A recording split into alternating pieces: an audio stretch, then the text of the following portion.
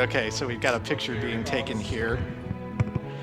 And we will have commentary starting up in just a few moments as the competitors are taking in the atmosphere here for the start of this. So while we were waiting for our delay to end, the battery on the main camera actually ran out. So what we're going to do is we're going to take the laptop, we're going to turn it around. That's how we're going to do this, at least for the front nine, in terms of showing this on the live broadcast. But we are just about set to go. Ryan Wehr is the top seed. He will be the one who will start things off, followed by Eric Galla and Paul Junio. We're going to try and just see if we can just do this here like so. And this may not work as well as we would hope, but it's makeshift and we'll make do. All right. Welcome to the 2018 OptiShot Condo Championship. Teeing off first is our top seed. Had the two lowest scores with handicap in the qualifying rounds. From Wauwatosa, Wisconsin, Mr. Ryan Wehr. Mashed potatoes. Oh, sorry, I'm out of here. So we don't appreciate that. We appreciate heckling here at Augusta, Nashville.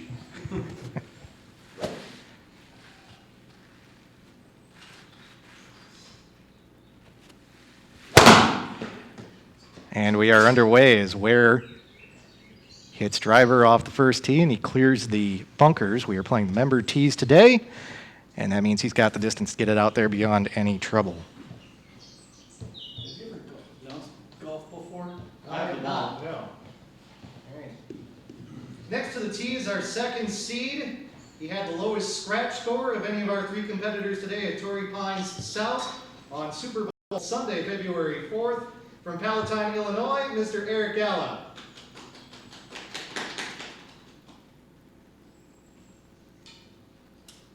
So how do people watch this? It is on YouTube Live. Believe it or not. So link is up on Facebook. Message all your friends if they're still awake or if they're at the bar. No case they might not be awake. So here we go with Eric from the first tee.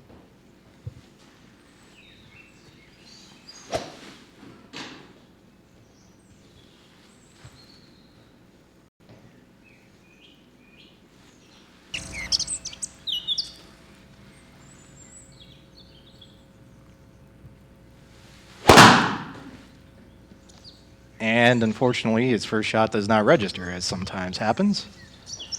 Got lights? We'll check and make sure that all the sensors are there and everything's in place. And he'll give it another shot. Tap that. You want to tap like that. There we go. There we go. That's it. Matt was a little bit forward and covers up the front sensors.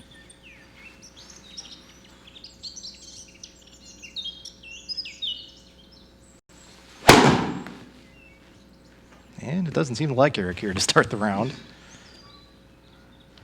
Fortunately, Eric and Paul did get plenty of work time in, and we did see that this happened a few times, and the guys are all nice enough to help each other out, so. Yeah, you don't have. You're not green down here. Looks like maybe a cable came loose, as sometimes happens. See if that one's tight. Eventually, we'll work on getting a new USB cable for this thing so that this type of thing doesn't go on, but. Well, the light's on, but it's not green. We're not. Something is not. And we're actually going to take a pause here to try and check this out.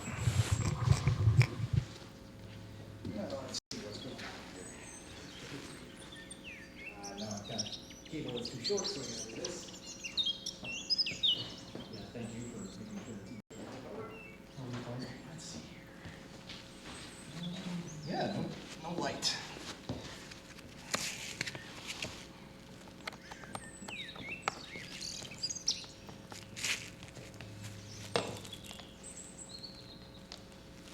There we go.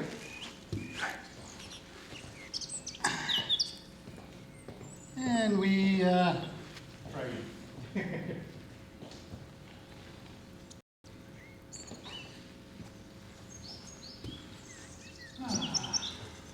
Always seems to be. yeah, something. I think we got everything in place now. We'll try it again.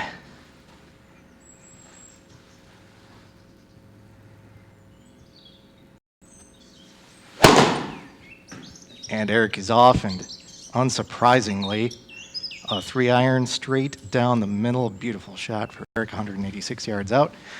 And that'll leave him 183 to the pin. Final competitor is the 4th seed. He qualified for the championship round by beating 2 other competitors at Royal Lithium and St. Anne's in the qualifying round from Oconomowoc, Wisconsin, Mr. Paul Junio. Fully intended to make this like your typical fantasy draft. It'll be a wraparound. I'll have the 3rd and the 4th shots. I anticipate. I will still be out. That's my call. Overachiever.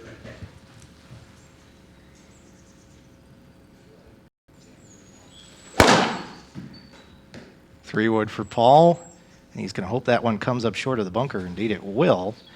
And as you probably heard him say, he thought that he would be the furthest one out. Let's see if he is. No, it'll be Eric after his 3-iron. Now, Eric does not hit woods. It is worth noting, but he's deadly accurate with his irons. And after that 180-yard 3-iron to start out, the game is giving him a 5-iron here, but he might choose the club up. We'll see. Again, skins game contest, and it is worth noting that the players are handicapped. Ryan Wehr getting a stroke here on the 1st and 2nd holes. Paul Junio will get a stroke on the 2nd hole. Galla with the lowest handicap of the 3 will not be receiving any strokes today. He will be playing scratch.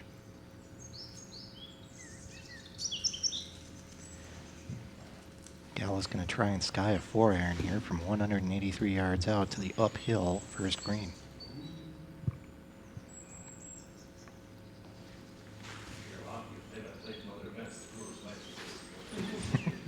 Reuse or rebroadcast is not allowed without the express written consent of the Commissioner of Major League Baseball for the Milwaukee Brewers score that some of our competitors are interested in. Also, Chicago Cubs score for one of our competitors.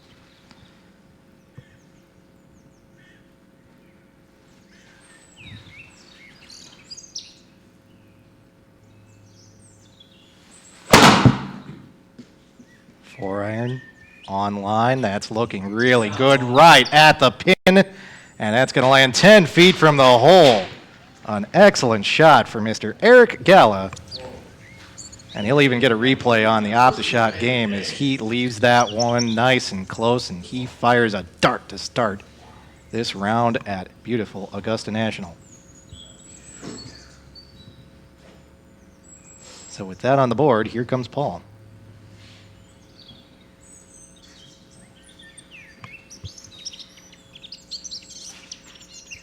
Mentioned Junio's win at Royal Lithium and St. Anne's as part of his introduction. Not only knocked out Adam Burnett, but also yours truly. Some excellent golf, though, played on that day where both Junio and myself were on the course.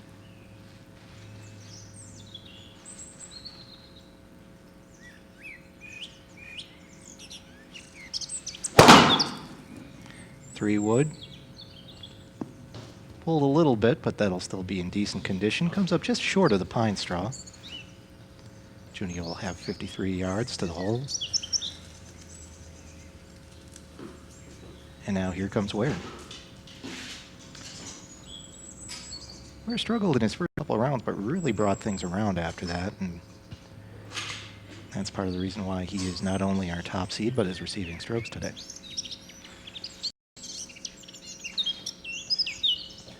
First hole of the OptiShot Condo Championship, first ever.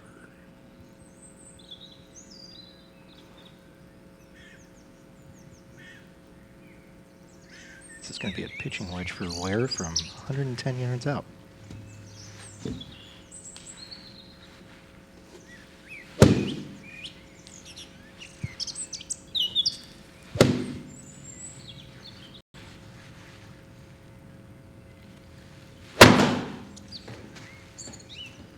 It's going to tail off to the right a little bit more than I think he wants, and it'll be 30 yards from the hole. Junio will be the next man up. You guys can all take your own ball.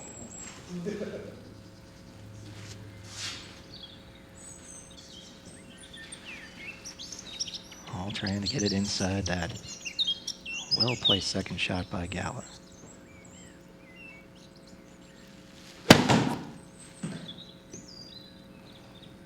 that's going to be on the green. 15 feet from the hole. Pretty good shot for Junio. He'll have that putt for par. Where's the next man up? There's some interesting wildlife here. Pointing Feral out cats. Roxy, the Blue Point Siamese cat. That is one of two cats that makes its way around the course here at the condo. Loves nothing more than when golf is being played, loves to chase the ball around. We made an effort before the golfers got started today to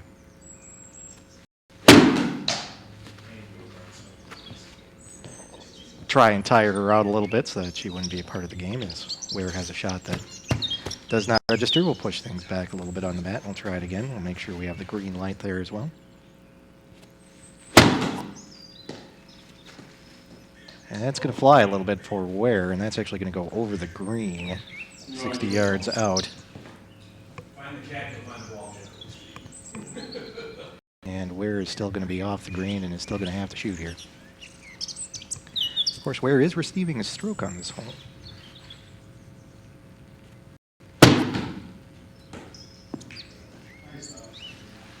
That'll be on, and that'll be 30 feet away, so he's lying 4. Although it'll still be Wehr, as he's the furthest out among the 3 competitors on the green. In the OptiShot game, no patrons on the course, so don't have to worry about striking any folks like Phil Mickelson nearly did today. Challenging day at Augusta for a number of the pros. But an awesome test for these golfers to get the chance to play this course, albeit in virtual form.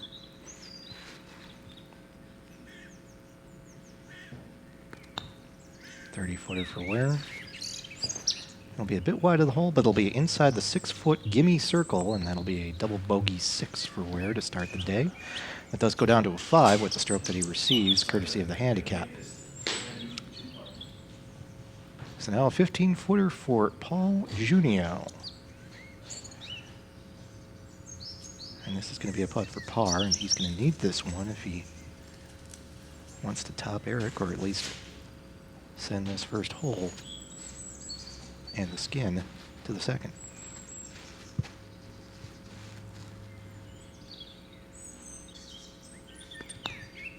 Online and in the cup. That is a par for Paul Junio to start the day. And that puts a little bit of pressure on Eric here. He can birdie and take the first skin if he can make this putt from 10 feet. It's a little downhill. It's going to be right to left.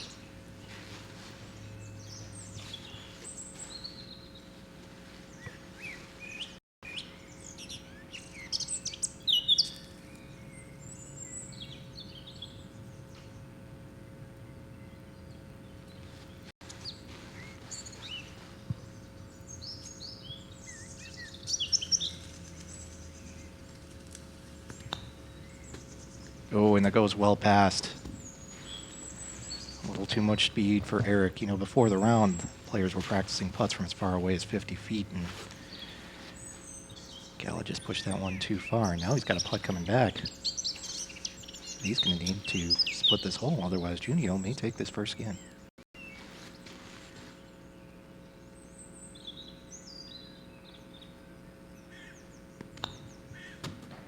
Had the line again, but didn't have the speed, and the first skin is going to belong to Paul Junio. Eric can pick this one up if he wants, but he's going to try and finish this out.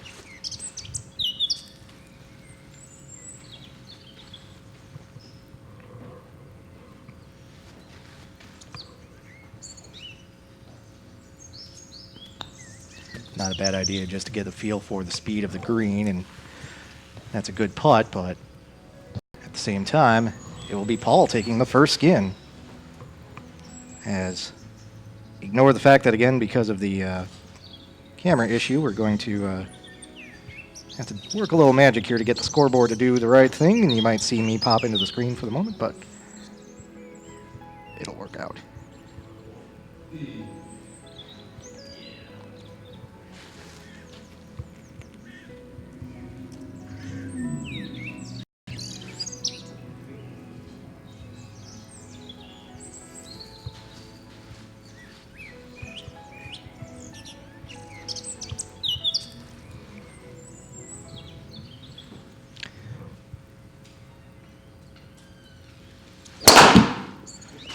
Junio gets a tee off first on the second hole, and that one is heading towards the bunker on the right. It'll bounce off the lip and go in. Oh, an unlucky bounce for Paul after he takes the first skin of the round on the first hole.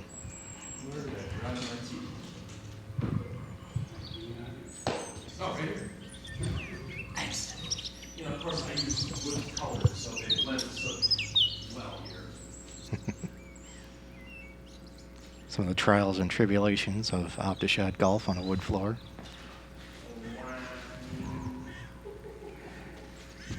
Next up is Wehr. 505-yard par 5 second.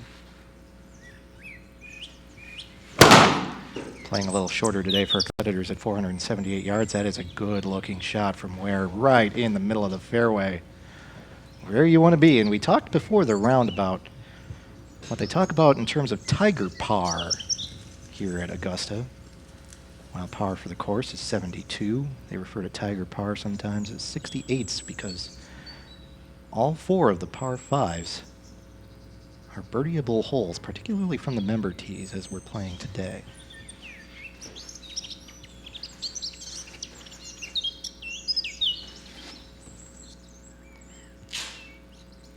Both Wehr and Junio receive a stroke on this hole. Here comes Galla.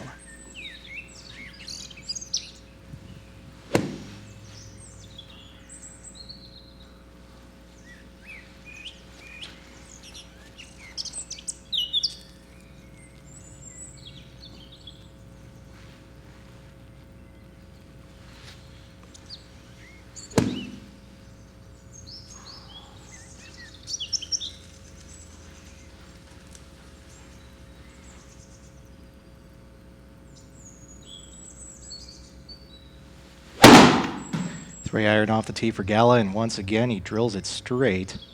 Try and cut the corner a little bit there, and that's going to end up in the first cut, but it'll still play nicely for Eric. Although it will be Galla once again for his second shot as he is the furthest out.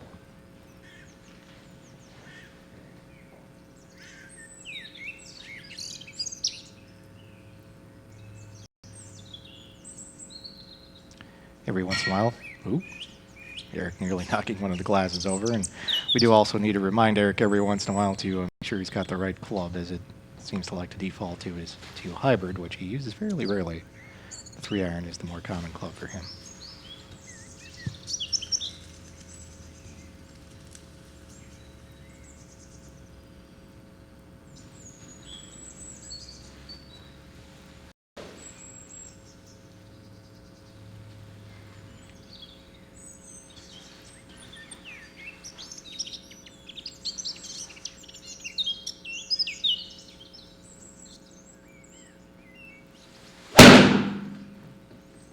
Another good, sharp, straight shot for Galla, and again, he's able to cut the corner a little bit. That one's going to land in the fairway.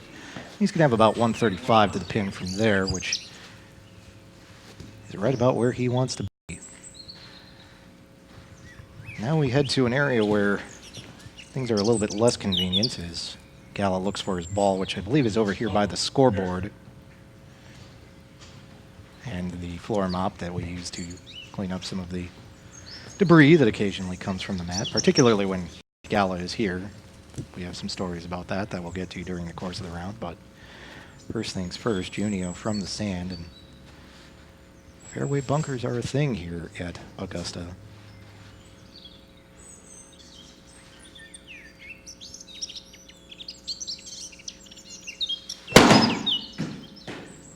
Clean out for Junio, although that's going to be a little bit to the left, and that will find the second cut.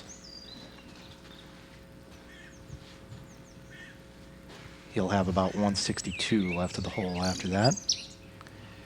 Great tee shot for Ryan Wehr. And from 248 yards out with 3-wood, the green is not out of the realm of possibility.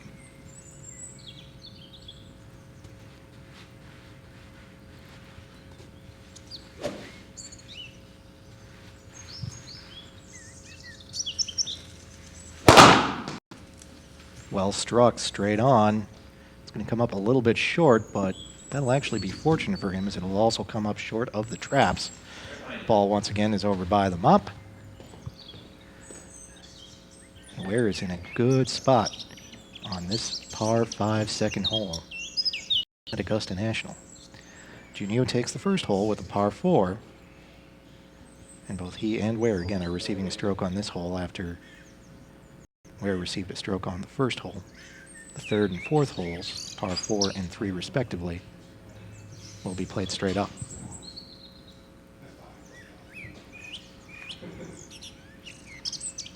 Third shot for Junio from 162.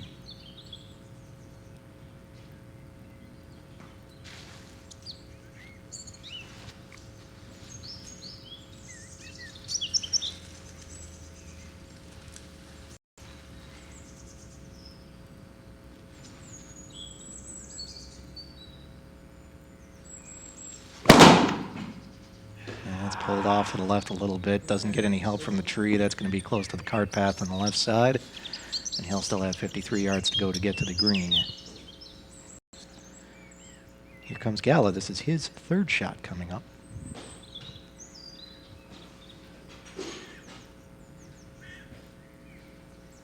Wehr still has a chance to reach the green in 3. And Galla will try and do exactly that here. Of course, a spectacular second shot on the first hole for Galla. Putter did not cooperate.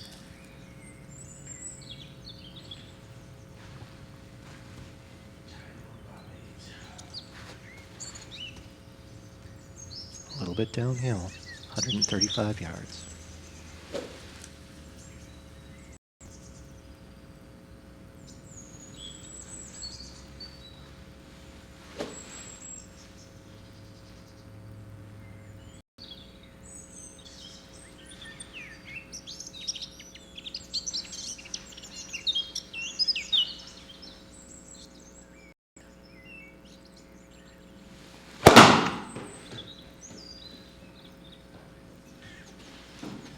Looking good. And again, Galla is able to hit a spectacular approach shot. This one within 20 feet of the cup. And you know he's going to figure it out with the flat blade. And it's going to happen pretty quick.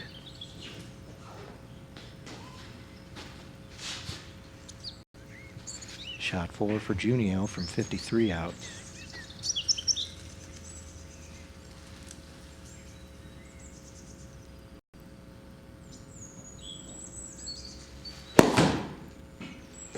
Off to the left a little bit. That's going to catch Hill, and he's going to look out, and that's going to sit down, but at the same time, he'll find himself 36 feet out from the hole, and he'll have a decision about whether or not he wants to putt from there or chip on. Third shot for Wehr.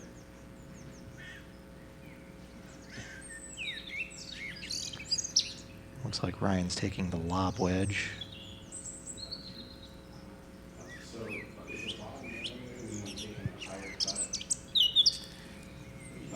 Down here, playing it like a bump and run. Yeah. That's what I'm dropping. Yeah, there you go. I'm dropping this one. Talking out the logistics of the whether or not to play a bump and run, or I want to be like a North Korean missile. No, I'm like a North Korean missile. You have no idea what's going to end up.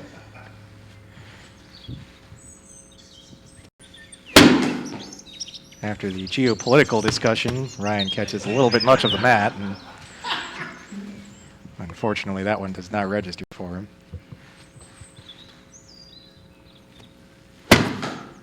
That one does, and that one's going to fly on him. He's going to find himself over the green as well. In fact, he's still going to be out.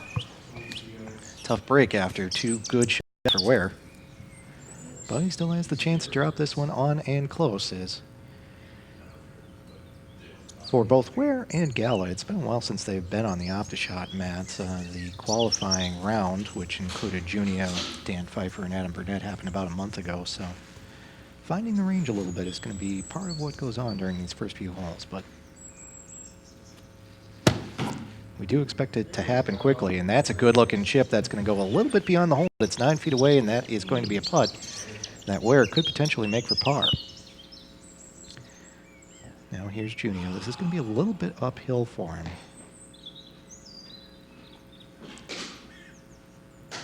"36 feet away.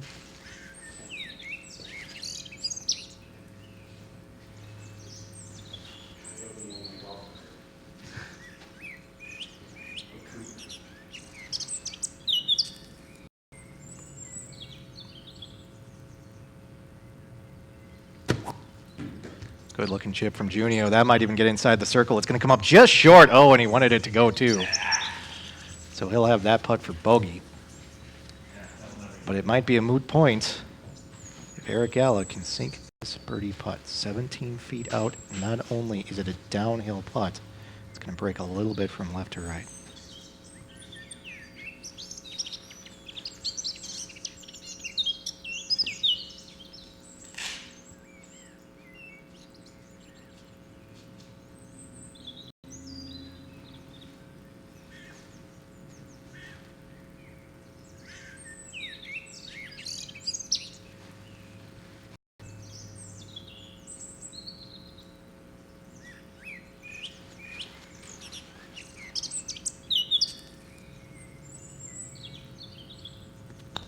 Very deliberate stroke from Galla, and that is right on and in. A birdie for Galla, and he takes the skin for the second hole.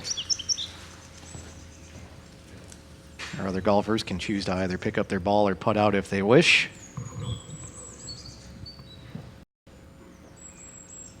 Looks like Ryan's going to putt out.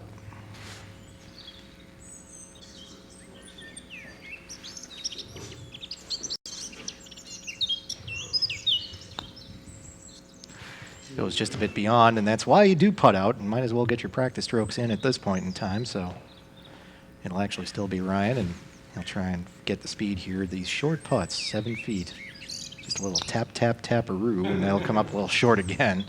This round doesn't count towards these guys' handicaps because as he did get it inside the 6-foot circle, so he doesn't have to putt again. But so their score doesn't necessarily matter, but at the same time, getting a feel here may help them out on later holes. So Paul's just going to pick up the ball and concede on this hole, and that means Galla will have his first skin of the day as we move on to hole number 3.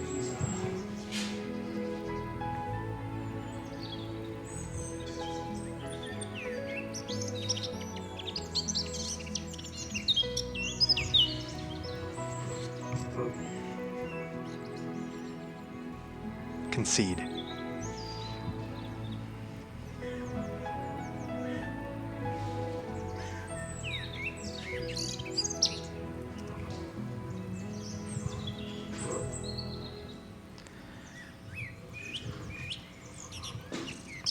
Third hole at Augusta is an example of why the course is definitely one that favors players who can go on the attack. It's a 330-yard par 4 uphill, so it plays a little bit longer than the distance. But also accuracy will be key as there are fairway bunkers on the left, and one of our competitors already knows the slings and arrows of what those can do on any given hole here on this course. And that's the thing about Augusta, is that the landing areas are often fraught with trouble. If you are not accurate, it will cost you. But also with the hole this distance, you can go on the attack if you're in the right spot.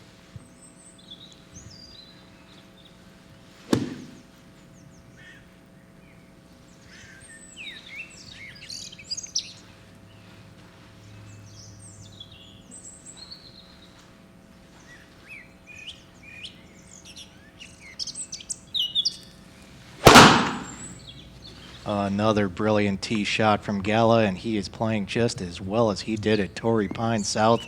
That's a 3-iron out there, 214 yards uphill, into the wind no less, and right down the middle of the fairway, and the other competitors give him a little dap, and he deserves that after a tee shot like that. Galla already throwing darts, as we like to say, and when he is on like that, he is tough to beat. And keep in mind, too, that this shorter hole is being played straight up.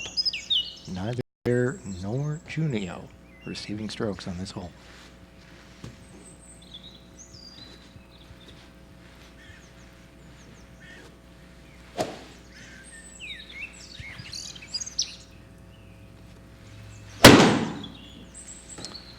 Ryan caught some mat, and for whatever reason, that shot did not pick up. He'll check and make sure that all the sensors are visible. Galla takes a strong swing. And it's not unusual for Should there be a second light on the front?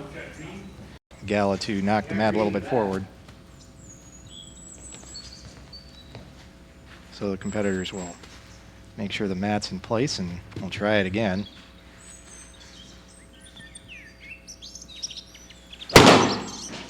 And for whatever reason, it's just not picking up on that club for Ryan.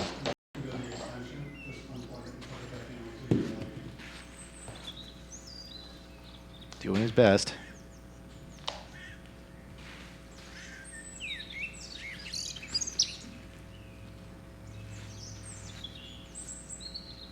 Takes a deep breath, good idea. Take his time, make sure that he doesn't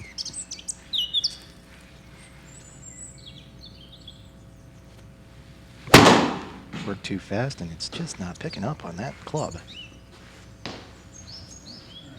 Is that the one you were having trouble with before? No. There's actually one that's never fit. That's why I'm using it. The driver couldn't, it never saw my driver.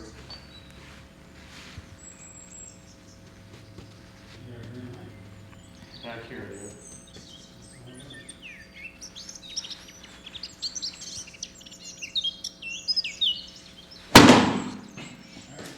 All right. Oh, time to try the technical support here. Let's see what we can do. You got a green light there. Here's what we're going to do. Hold on.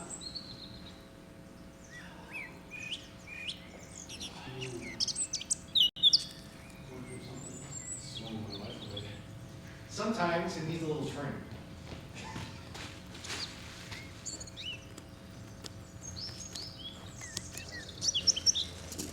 Oh, I see. Get some of that grass out of the way when it moves forward.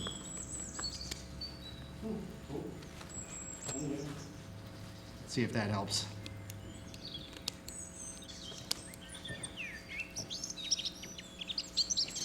And just in case.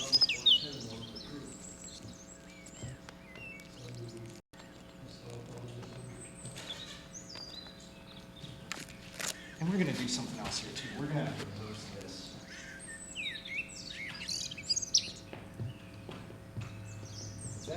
It just feels really loose tonight for some reason. Yeah.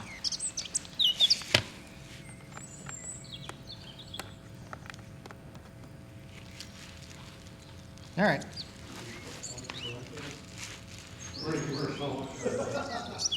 Play the masterpiece, get it back. That's what I do between balls. So, Subway with like cruiser subs or King Tut pizza. King Tut pizza. And we are back live on the broadcast after a little course maintenance and even a visit from some of the natural wildlife that we have here. Hopefully this is coming through on the wing cam. Danger Georgia Cougar. As we may have to have a little bit of a rain delay. I don't want to spray Eric. As we'll tempt the cat out of the way. Or at least maybe tempt the cat out of the way. See, part of the problem too is, as you can see, we use photo lights in order to help pick up on the sensors a little bit better. And the cat tends to like to sit under the lights because that's the warmest part of the house. And,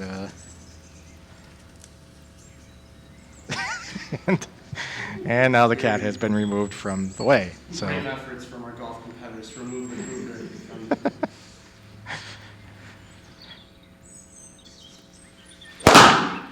And finally, we get a register, although that shot's going to be a little bit off to the right, and Ryan is going to find the pine straw with that. But at the same time, he's got a clear path to the hole, and he's only 72 yards out, so he might be able to recover from that.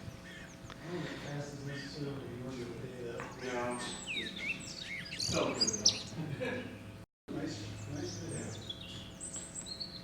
Next up is Junio. Junio took the skin on the first hole with a par. Ooh, you get surprised by some of the wildlife there. Roxy making her presence known on the webcast. She'll head off to the side, and Junio will prepare to tee off.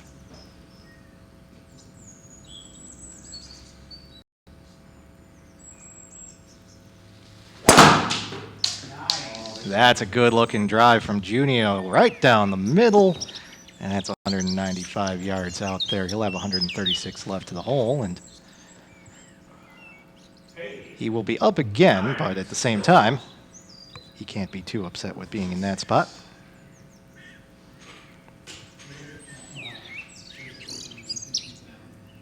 Now it's going to be a battle of approach shots from here, as, again, both Galla and Junio are in the fairway, and wow, Wehr is in the pine straw. He's not that far out from the green. In fact, he's got about half the distance to go from both Junio and Galla.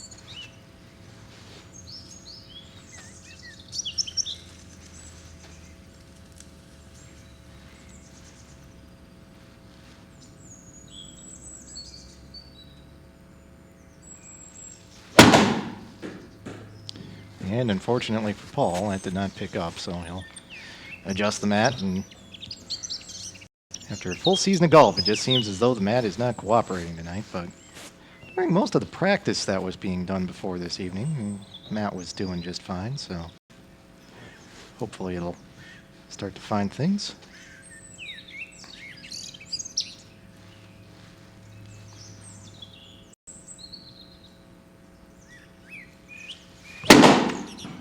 That one registered, but that's going to tail off to the right. Paul's not happy about that shot. And that'll find the pine straw 42 yards away from the flagstick. So on comes Galla. 116 yards out. The game is recommending a pitching wedge for him. Let's see if that's what he goes with.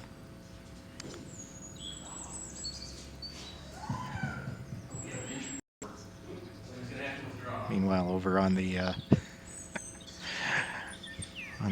area, and we'll even turn the laptop over there, and Kat and Ryan are fighting with each other, and it seems as though Ryan might have gotten bit by the cat, but hopefully he's not too worse for the wear.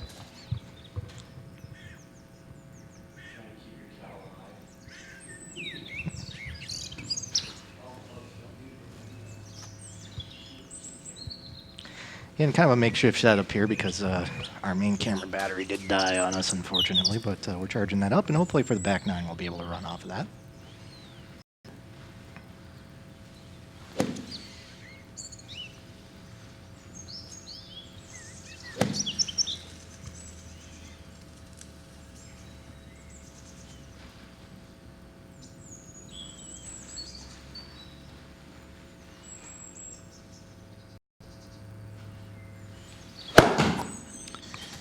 Not the cleanest hit in terms of what happened with the ball for Galla, and that's going to actually come up short for him as well. Is kind of played over it a little bit, and while the game doesn't necessarily pick up on the height of your swing, it will pick up if it slows down somehow, and it seemed like topping the ball did slow the swing down a bit for Galla, so he's going to be short of the green by about 40 yards. And that will open the door here for Wehr, who is the only one of the three golfers yet to have a skin through 2 holes. However, this will come from the pine needles, which are not always the easiest to hit off. If he is 72 yards out, it's a little downhill.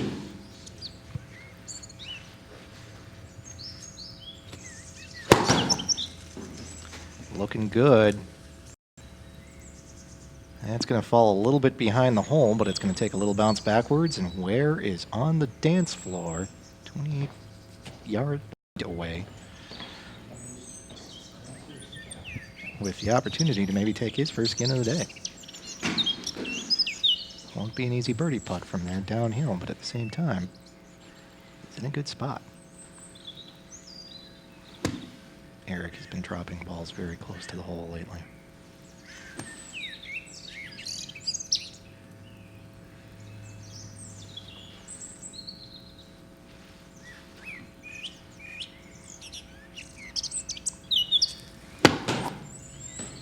Nice easy swing.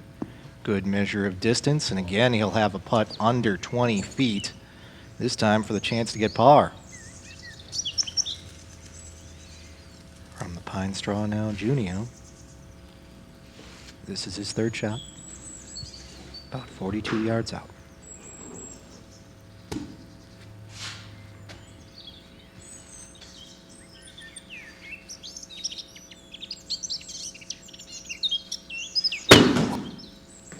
Caught it a little fat, but that might help him out. And that'll get within 13 feet. So Junio will have that putt for par, but first up, here comes Ryan Wehr with the chance to make a birdie and take his first skin of the day to level this match up at 1 skin apiece.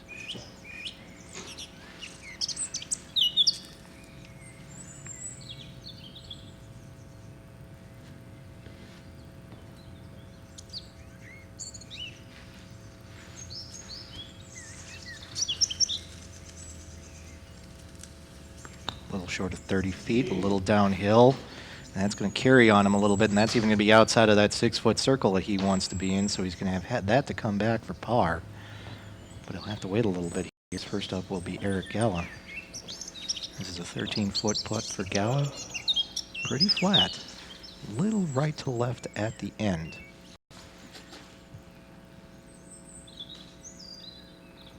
My guess is he's probably going to go pretty much straight at it.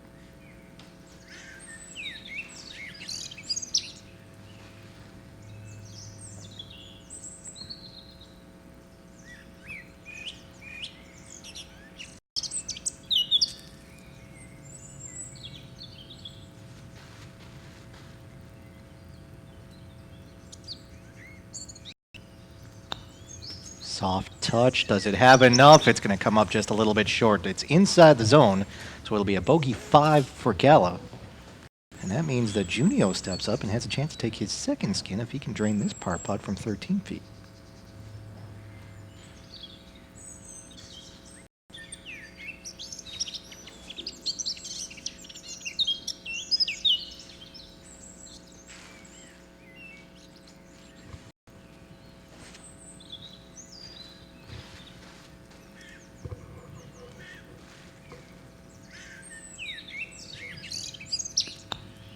Looking good, online and in. A par 4 for Junio. And that puts the pressure on Ryan Wehr, who needs to try and make par here from 8 feet out. Downhill putt, a little left to right. He's going to have to watch his speed. Tap, tap, taparoo, and it does go in. So Wehr and Junio split the hole with 2 pars, and we'll go to the par 4th with 2 skins on the line.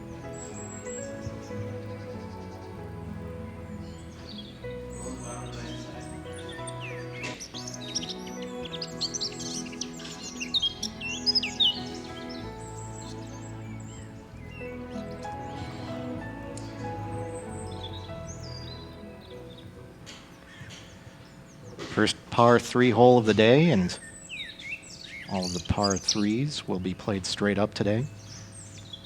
168-yard par 3, this 4th hole. Bunkers guarding the green on both the left and right sides.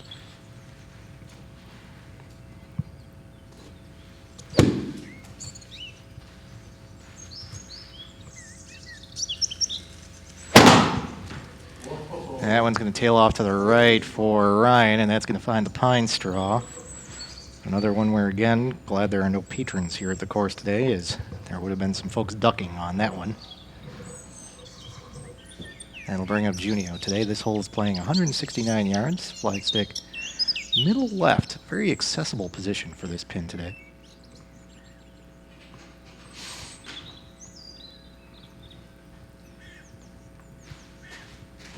Pair of pars already on the day for Junio, who's picking up where he left off at Royal Lytham and Hands. Have to watch for the cat. Part of the danger of OptiShot in the house.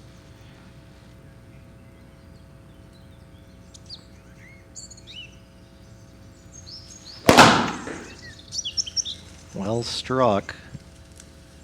But that's going to be left of the green. And he's going to have to pop the ball over that green side bunker from 31 yards out. So here comes Galla. Eric has been striking the ball well thus far, however, he only has one skin to show for it. Chance to take advantage here, though.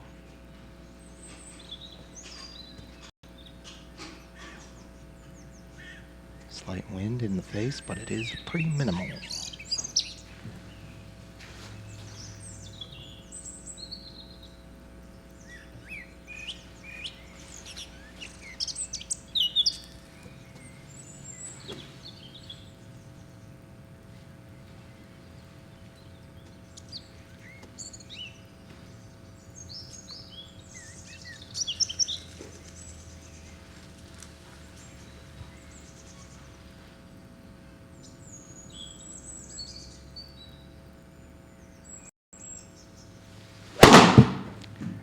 Straight on, straight at it. Does he have the right distance? It looks pretty good. Right at the flagstick, and that's 6 feet away. Is he even going to have to putt? Yes, he will, but at the same time, a beautiful shot for Eric Galla. And he's going to have that for a birdie, too.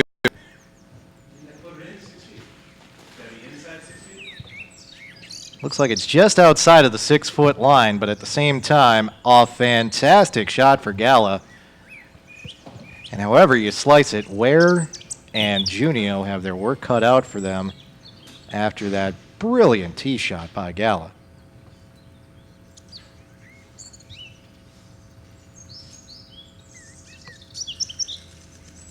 We'll start with Wehr from the pine straw, 57 yards out.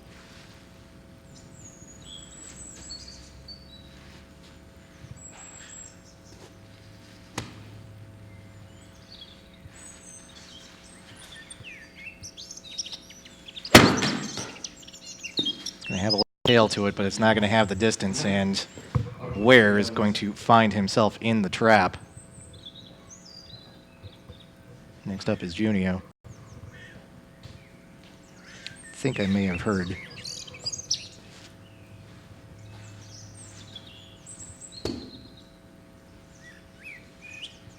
Some of the birds chirping in the background there about that one.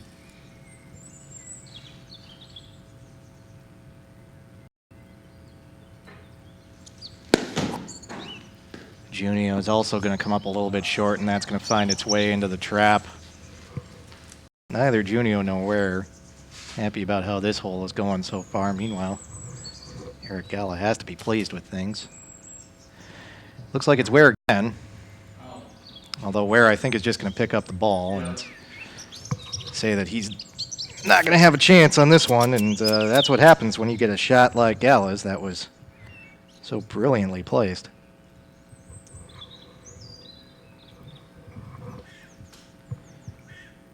So Wehr concedes. We've seen Junio hold it from off the green before. Now, granted, he's got quite the lip that he's facing here. This is a 34-foot sand shot, and he's going to want to stick this thing if it's going to go in.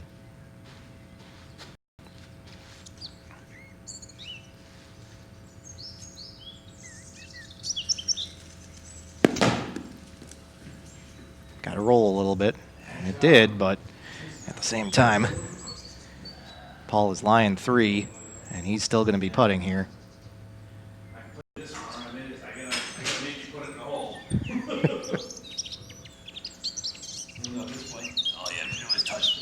The fun of the skins game. Back when they used to televise these, they used to have it as an annual event over Thanksgiving weekend. And Nicholas and Fuzzy Zeller and Lee Trevino. That one doesn't fall for Junio, and that ends up being a double bogey 5 for him. Eric's got a couple strokes to play with here if he wants to take this hole. Just a little tap, though, should be good enough to at least get the par he needs. Why not try and impress with a red number, though?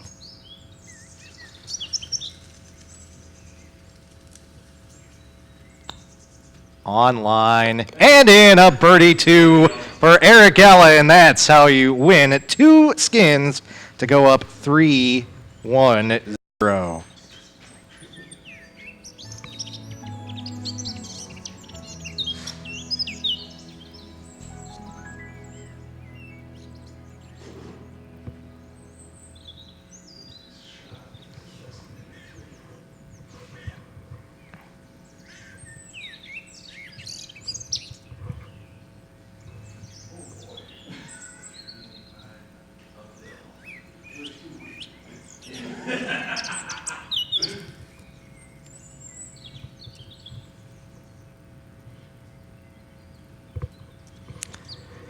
As the birds continue to chirp here, unlike CBS, we do admit that we pipe in artificial sound effects.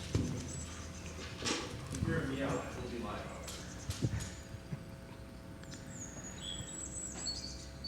Hole 5, 397-yard par 4.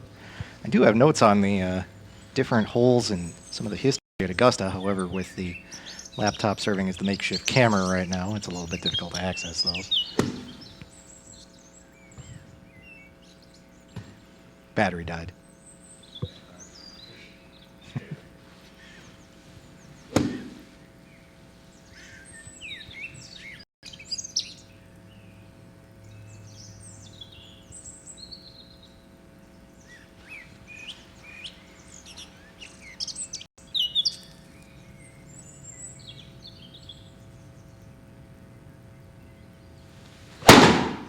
Galla with the honors, tees off, and what will you expect? A 3-iron smack down the middle of the fairway, a little bit uphill, so it'll be a little bit shorter than his usual 3-iron, only 175 yards out.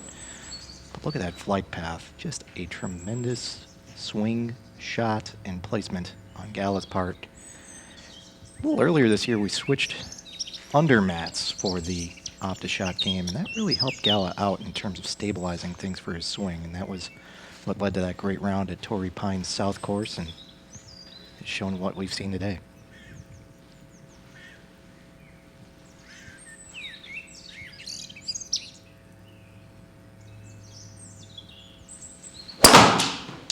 Junio off the tee, straight as well. Paul's a little bit shorter of a hitter than the other two guys playing today, but at the same time, when you're hitting it straight, no complaints, and that's in the middle of the fairway, 154 yards out. Ball's under the table skirt there.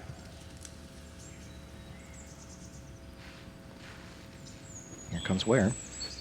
Both Wehr and Junio receiving strokes on this hole. This is the only par 4 on the course that Junio will receive a stroke on.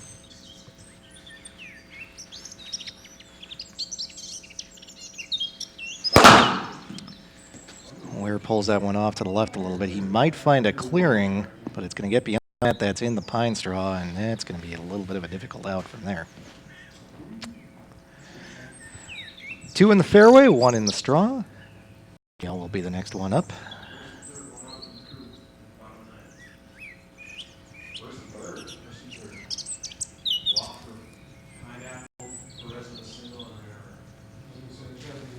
A little bit of consultation on baseball scores before Junio steps up to the mat. 3 Brewers fans and a Cubs fan in attendance here tonight. We try not to make fun of him too much. Often we fail.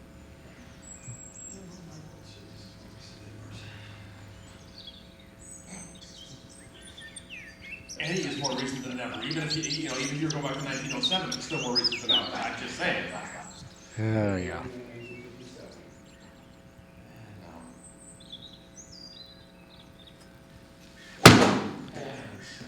Well, and Junio's going to luck out on that one as that came off of the toe of his club and struck the speaker to the right of the projector screen, but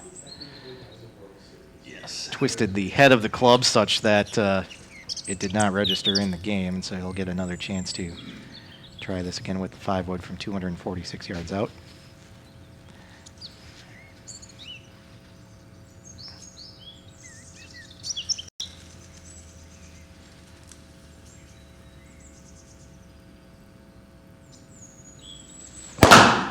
That one comes off clean. That's a nice looking 5-wood. In fact, that one's seeking the green. It's going to come up a little bit right of the target.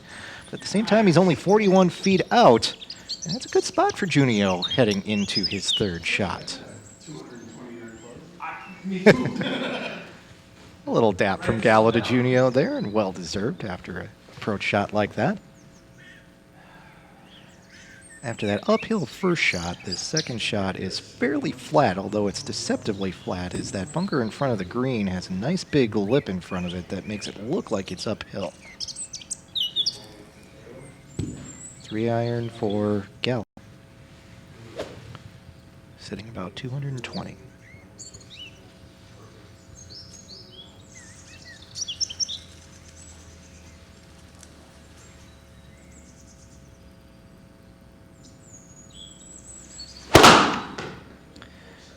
going to tail to the right a little bit. It's going to come up a little bit short, but it's not going to be a bad position for Galla. He's going to be a little behind where Junio is, but only 41 yards out, and that is within striking distance for Galla. From the fairway to the pine straw now is Ryan Wehr will have his work cut out for him from here. Hey, why that flag, Brewer fans?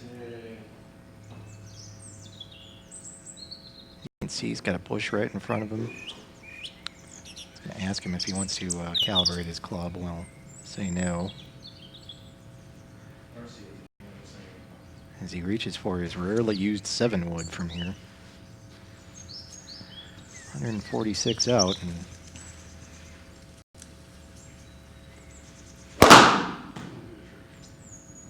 somehow he got through all the obstructions and he absolutely crushed that ball. Well, it's going to go from pine straw to pine straw as that goes well over the green and finds its way all the way through. Well, he was thinking that was going to be a shot like Phil Mickelson had on the 9th hole at Augusta today, where he struck a pine tree and in not hitting anything, he absolutely blasted that one and caught quite a bit of it. So he'll have 48 yards coming back from the pine straw, trying to get this one as close as he can to that 6-foot circle.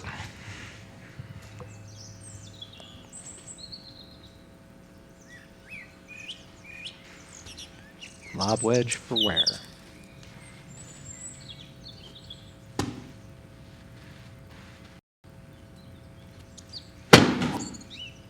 Caught a lot of mat, and that's going to hold that shot up, and it's going to come up short. He gets about half the distance that he wanted there, 26 yards out off of the 22-yard shot. Although he'll get to take a seat and think about things for a moment as Eric Galla steps back up. Galla has the lead in the match right now. 3 skins for him, 1 for Junio, none yet for Wehr. 1 skin on the line on this 5th hole.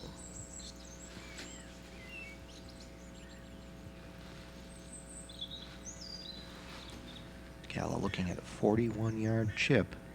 A little downhill, but not too much.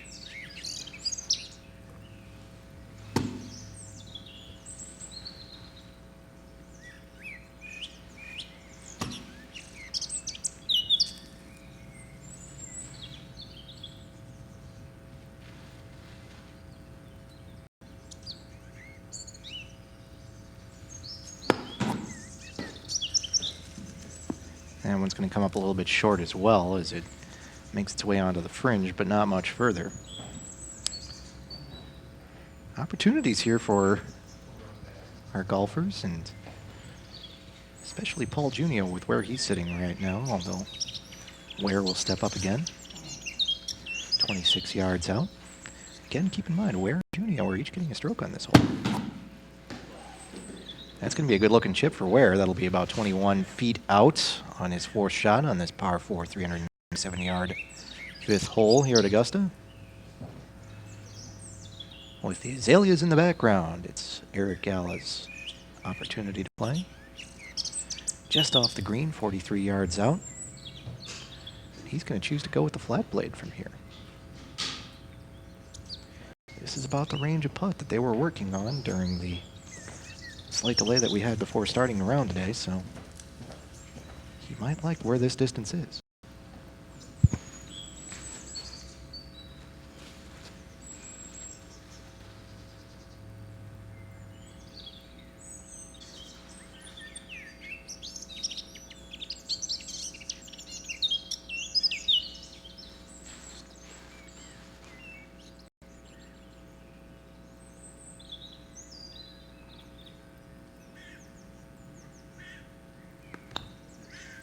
Good line, close to it, and that's going to be within the 6-foot circle. That means that'll go down as a bogey after the gimme for Eric Galla.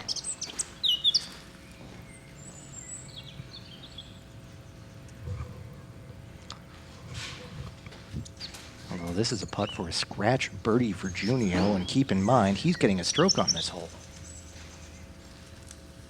Actually, he's just off the green, and he's going to try and chip this one on.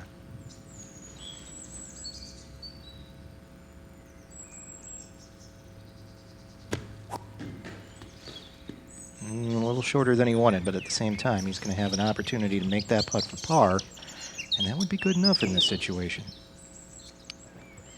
Wehr, meanwhile, lying 4, shooting 5. No, you guys are both leading. We're getting the stroke. You're putting bogey, I'm putting par. Okay.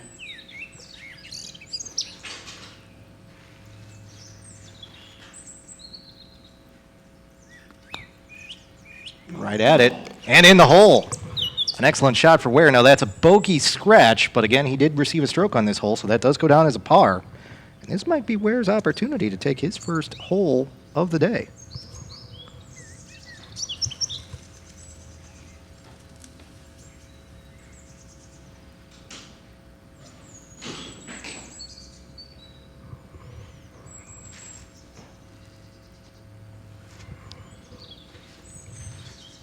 Big putt here for Junio. If he can make this, he takes the hole.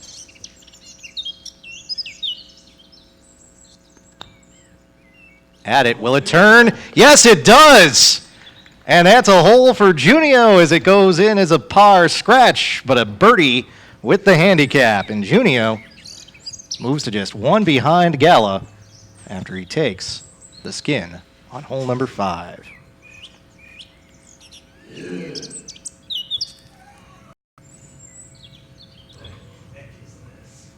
Who? No, I just typed it wrong. Typo. With the stroke, you get a par. Yeah. It's not easy for me backwards. He retypes it. On we go to hole number 6, another par 3, which means again this one's being played straight up. 11 yards down. Which holes are Amen Corner? Amen Corner is 11, 12, and 13. The holes surrounding Golden Bell, the par 3. Longest par 3 on the course, actually, this 176-yard par 3, guarded by a bunker on the front left. Downhill, though, as Augusta reveals some of its elevation changes with this hole.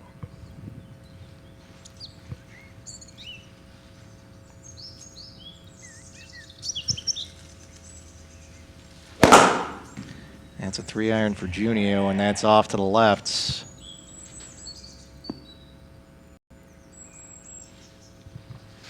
Keep in mind, Junio and Wehr split the first par 3, or we should say, correction, Galla took the first par 3 with a birdie 2. And this is where his accuracy comes into play.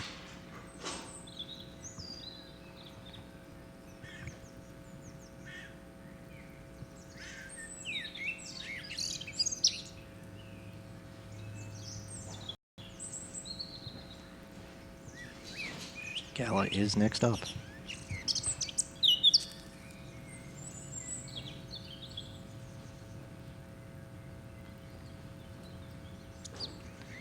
Looks like he's grabbing a 7-iron.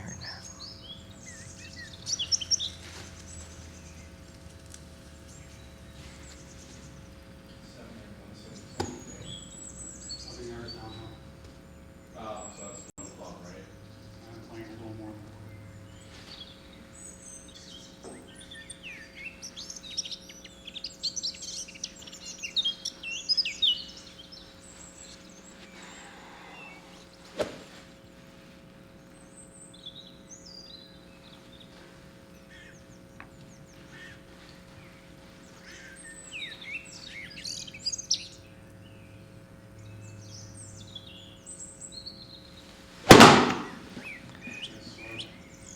Pushing a little to the right, but it's probably going to be at least close to the green. Actually, that's going to come up a little bit short of it. Off to the right, 20 yards out. But in position for a good chip for Mr. Galla. Junio in the pine straw. Galla just off the green to the right, and here comes Ryan Wehr.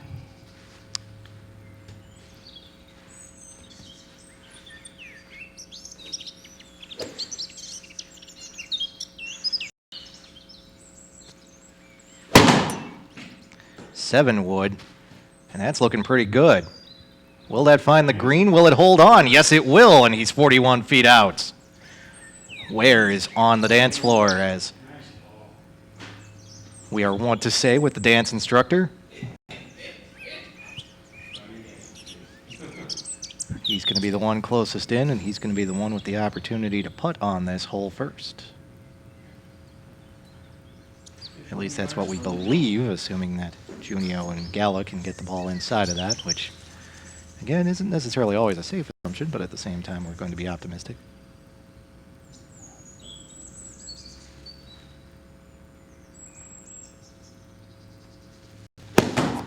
Out of the pine straw, Junio, that's got pretty good distance, and that's going to fall 12 feet from the hole. Paul Junio puts himself in position to save par. Best part is, even though it's a video game, I believe that shot. I believe what you did, because it hit the bottom of your projector, so it tells me it did exactly what you wanted it to do, make the ball.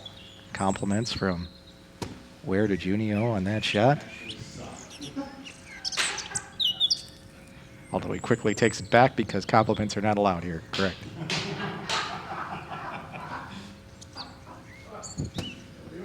If you can't have fun, what's life about, right?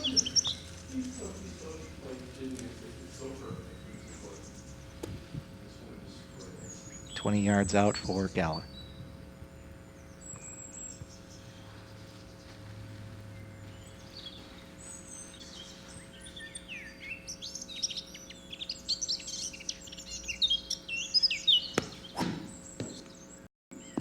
Right distance, and that's going to be inside the 6-foot circle. Galla is going to save par.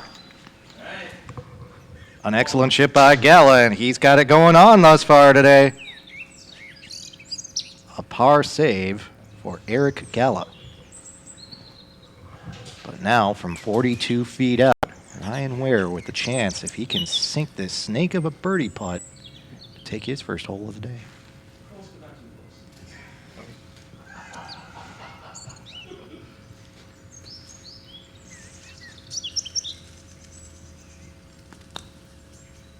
Decent speed on line, just goes past. It'll stay inside the 6-foot circle though, and that'll be a par for Wehr. Oh, you know what? I don't have to, but what the hell? Let's see if we can go 3-way pars on this. Why not? As Junio debates whether or not he even needs to putt here, as this hole's already basically been split. Because.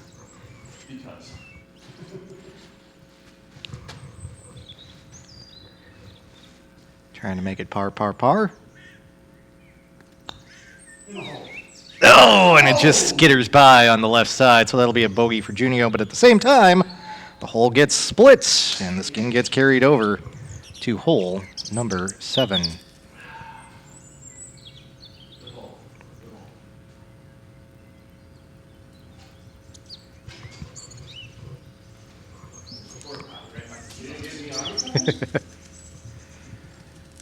On we go to the 7th hole.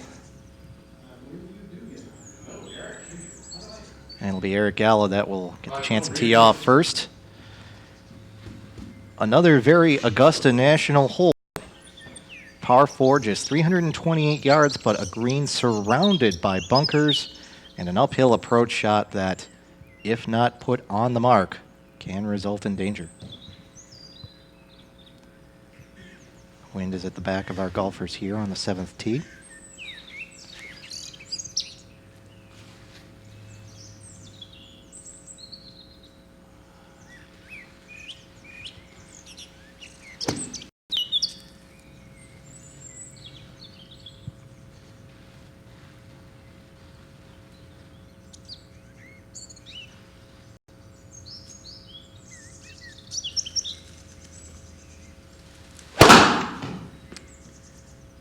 It's going to be a 3-iron that's going to come back around a little for Galla, but that's still going to be in the fairway, and he's still going to be in a good spot. 137 yards out. And next up is Wehr. Wehr yet to get on the board in terms of skins, but with 2 skins on the line on this short par 4, a chance for him to get right back into the race. Again, the OptiShot Condo Cup is on the line, the inaugural Condo Cup.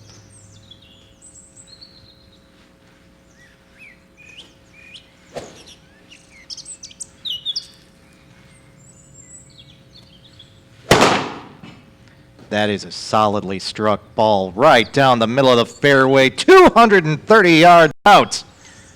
And Wehr is in good position, 102 yards from the flagstick. As we're starting to see some playoff caliber golf being played here. We saw it in the qualifying round as well on the back nine with Junio and Pfeifer feeding off of each other and playing outstanding golf, particularly on the final few holes. It was only on the 18th that Pfeifer cracked and got a 7, but he also birdied 16 and 17 scratch.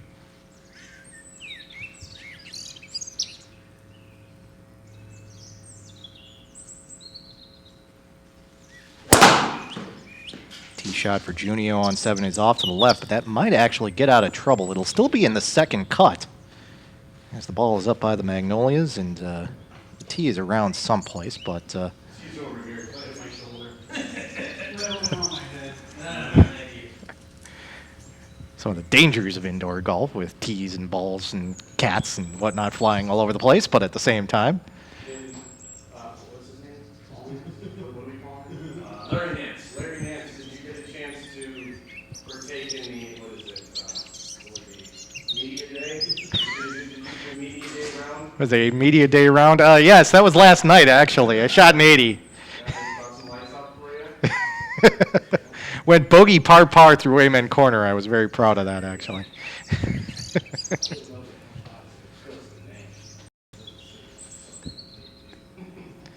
Second shot for Junio from the rough, 151 yards out.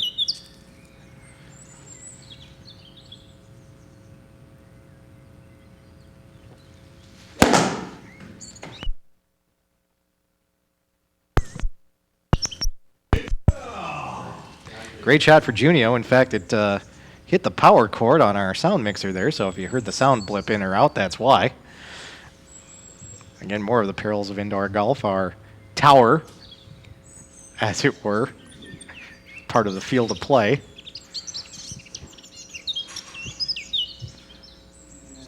Junio lucked out a little bit on that one as it came up short of the hole, but fell into range there, at least where a third shot will be playable. Now here's Galla, 137 yards out. He's got an 8-iron. Wind slightly at his back, uphill. And of course all those sand traps around the green to contend with.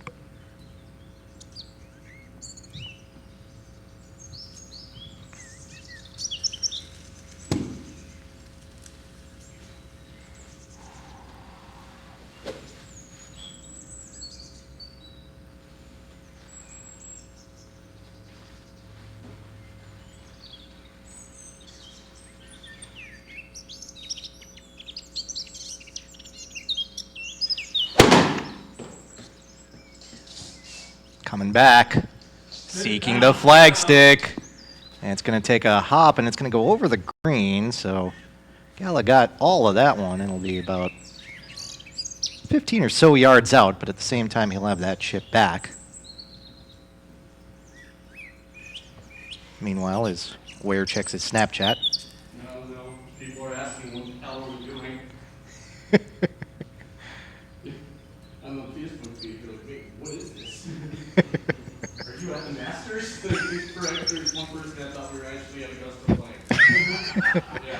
No, we are not actually playing Augusta National at what would be 12:18 a.m. Eastern Time. We're there illegally. It is not a lit course. No.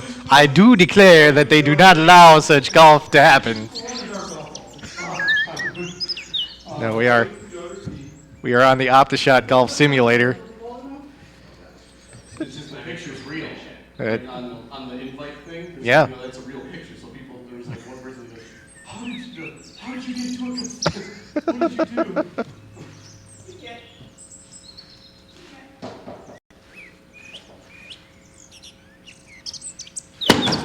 After the discussion of the nature of the live stream from 102 yards out, is that going to have enough? That's going to catch the front of the green, and it's going to sit down nicely for Wehr. Oh, you couldn't have asked for that one to spot up any better. Wehr lucks out on that one, and he's going to be right on the fringe. Meanwhile, Junio was not able to survive that small strip of land there, and he is in the trap. And there's going to be a visitor while he's trying to be in the second trap. I say the cougar, the great white cougar of Augusta.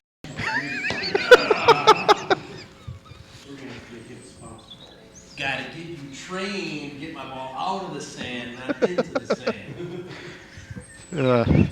This is why we mic'd up the mat, folks.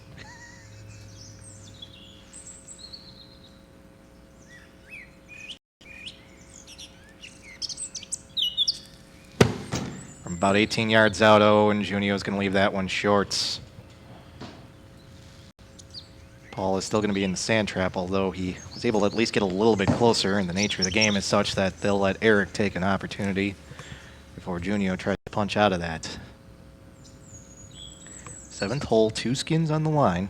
Eric Galla currently leads the round, 3 skins to 2 to none.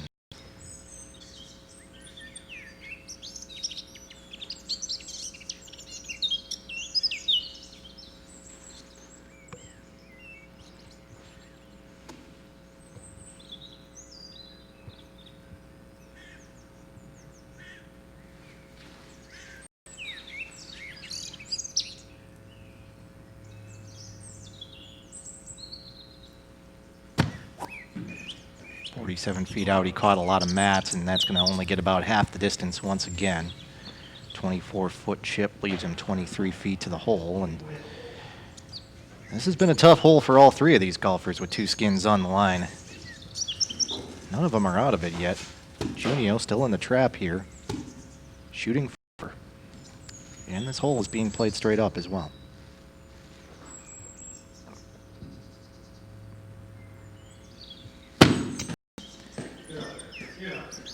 That one actually released on him after it caught the front edge of the green with that big slope down to the bunkers and took off on him a little bit there. Almost hit the flagstick, and we saw that actually on the 6th hole at Royal Lytham in St. Anne's that Junio was able to catch the flagstick and sink one. But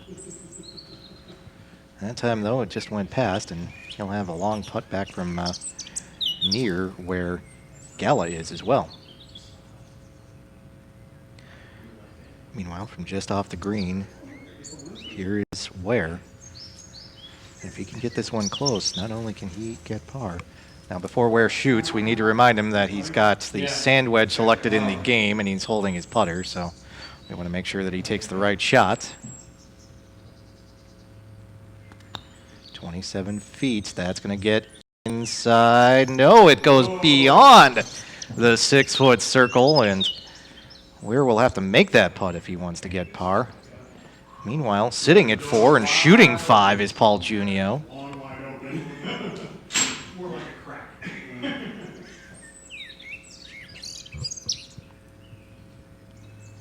This is going to be a 26-foot putt for Junio downhill. Looks like it's going to break left to right.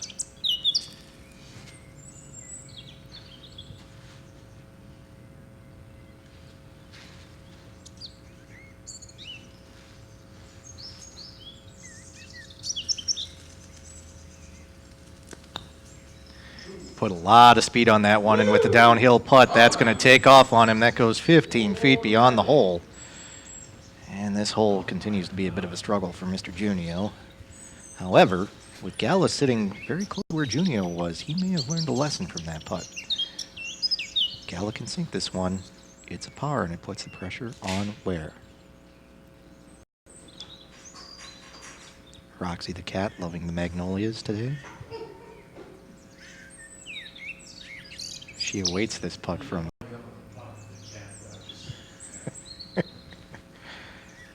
Eric Galla.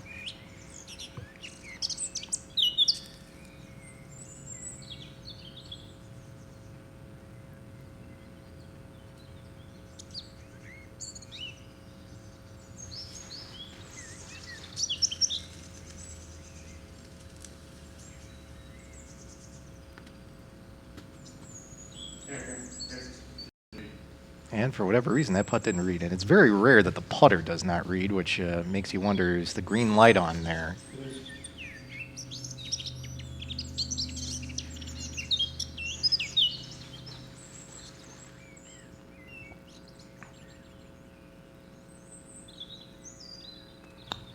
That one read.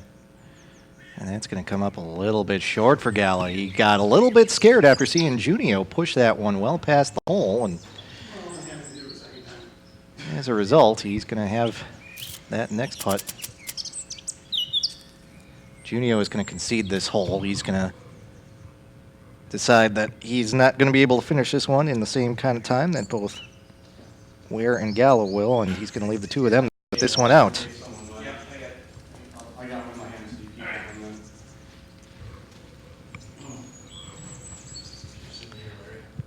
keep it, and then. A found golf ball that has seen better days. Oh, and Wehr pushes that one just past the hole. That's going to be a bogey 5 for him. But keep in mind, Galla still needs to hit this putt in order to equal him.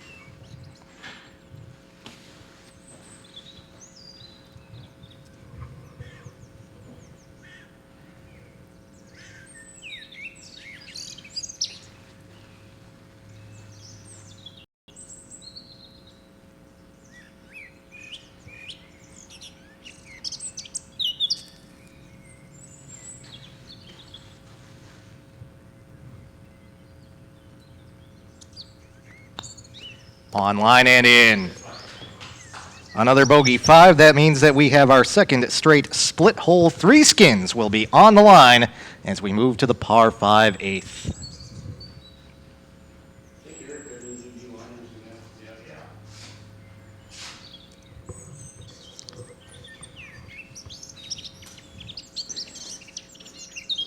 Eighth hole here at Augusta.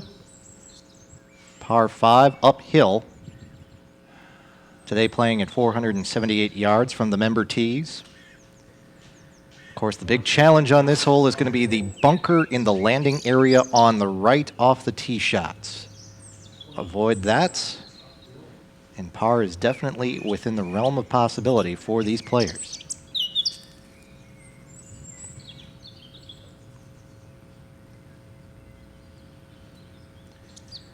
This is the nature of Augusta National, folks. It forces you to make decisions. As Roxy continues to play with the azaleas up front. During the media round, as I guess we're calling it now, last night, Roxy was absolutely in love with the azaleas, and no surprise that she continues to reside up there.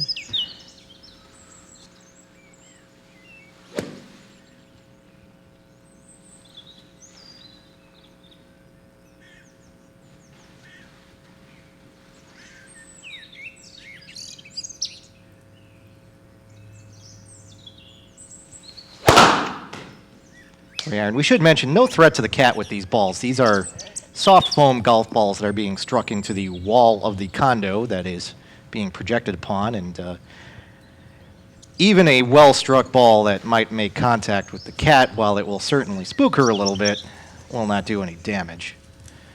Oh, by the way, while we were talking about the nature of the Blue Point Siamese that loves it when golf is going on in the condo, Eric's 3-iron off the tee here at the 478-yard par 5 8th hole. Unsurprisingly, perfectly placed right in the middle of the fairway, avoiding that fairway bunker on the right.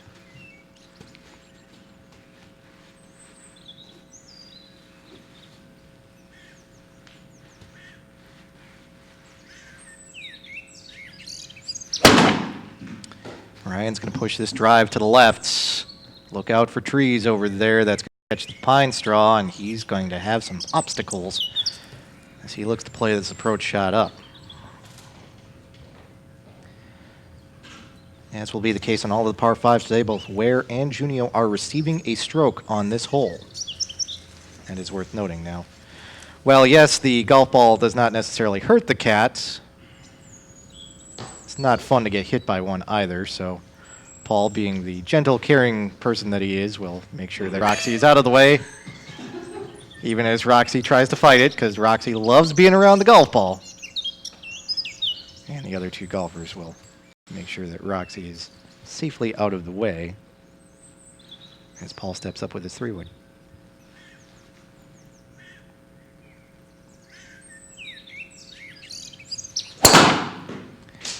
And Junio is going to be off to the left just like Ryan was. That'll be close to the cart path, 210 yards out, just 275 yards from the hole, but cart golf is not exactly supposed to be described like that when both players end up off on the side like that, and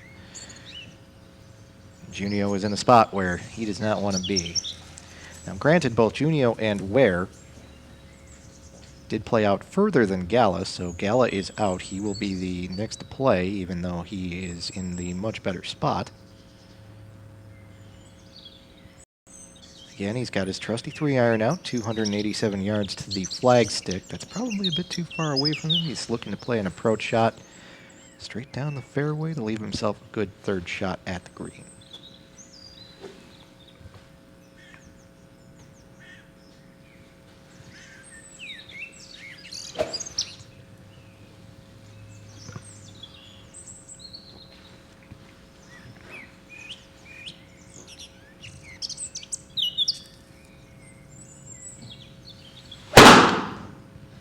Solid contact from Galla. It's drifting a bit to the left, but that's going to stay on the fairway. It might catch a little of the slope. That'll slow it down, but it'll have 95 yards to the cup. And he is looking again. Now comes the challenge for both Wehr and Junio. From the pine straw, Wehr looking for a clearing to try and get through.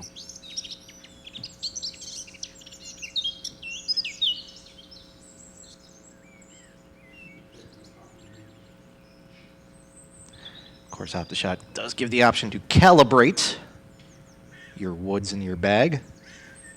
It is something that is encouraged for players who are using driver, but with the fairway woods, generally speaking, the calibration works out fine.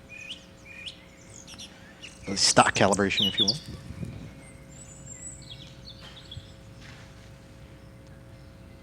Second shot for Wehr.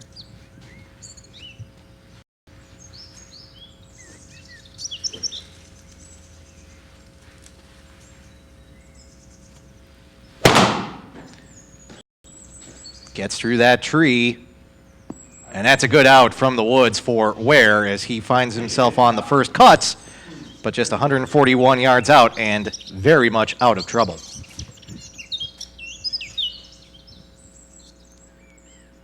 From a similar spot, Junio, although he's going to have a little bit narrower of a window to try and play through if he chooses to, although looks like he's just going to try and punch this out into safety. Well, he's going to try and now rethink things, and hopefully the low line drive will work for him to go through those two goal posts of trees. Getting encouraged to play this one with the more aggressive approach by the other competitors. Again, 3 skins on the line on this par 5 hole.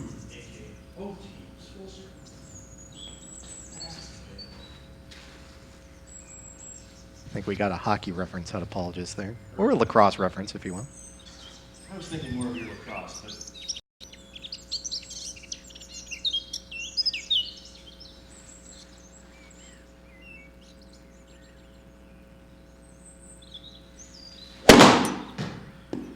the sound of the iron, and it does get through the trees, and even a little bit of hook on that, or we should say draw.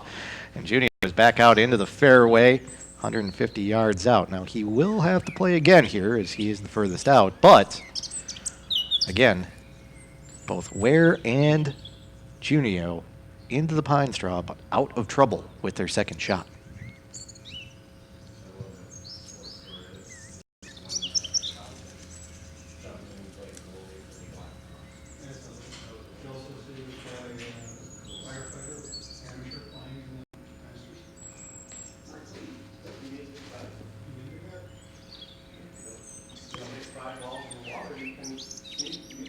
.150 yards out for Junio, and he's got his rescue club in his hands. We'll see how this plays for his third shot.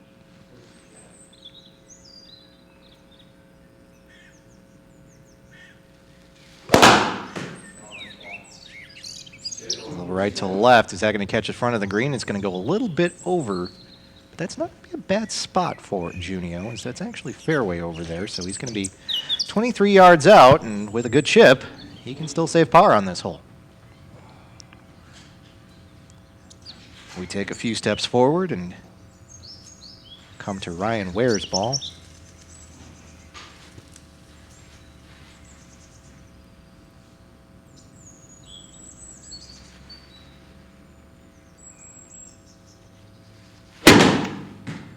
...141 yards out. This is going to come up a little bit short. It'll stay out of the pine straw, at least at first. As it does catch a second cut, and that's going to hold it up. He'll be 36 yards short of the hole. But again, an opportunity with a decent chip for Wehr also to save par. And again, remember, Wehr and Junio are receiving a stroke on this hole. That means that Galla's going to want to try and put this one close from 95 yards out. The game does have a caddy function. It recommends a gap wedge for Galla, but he's going to pull this back and go with the pitching wedge, or at least that's his initial decision. Still looking at his bag now. He's going to go over and take that pitching wedge. Uphill shot about 7 yards. Slope of the lie does not matter in the game, but playing the uphill in terms of the target does.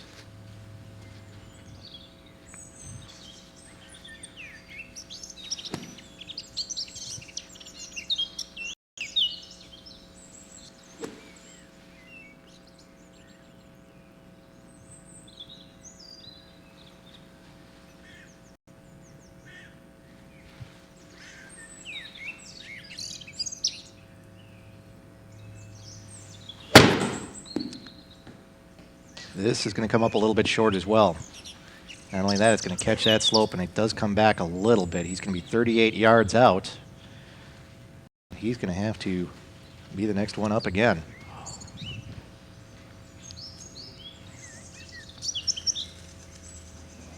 Here at Augusta, short game is a big deal.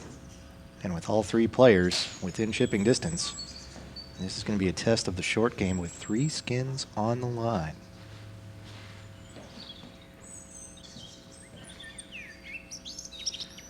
.38 yards. You see that big ridge in front of Galla, although it does step away from you after you get it up and over the top.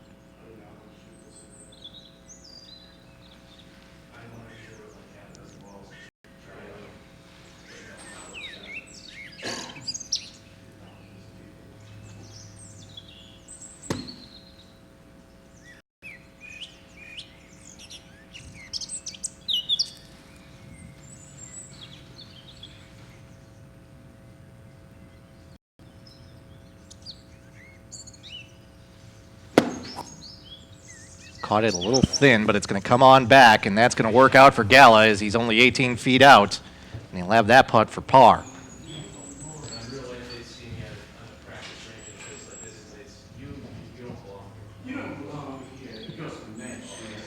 And the southern drawl comes out from our competitors, as happens occasionally. Do declare. 36-yard chip for Wehr, looking at a very similar situation.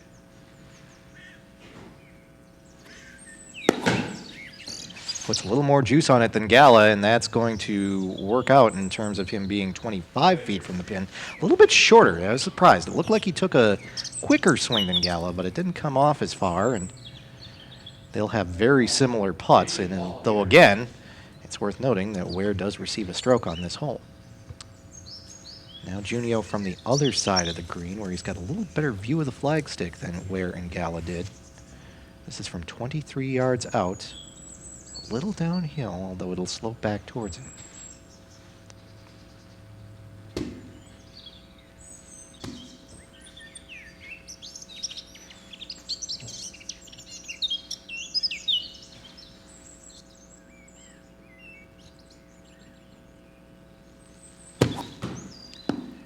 That's going to look really good, and that comes up just a few inches from the pin. It's a par for Paul Junio. But that's a scratch par, and keep in mind that turns into a birdie with the stroke that he receives on this hole.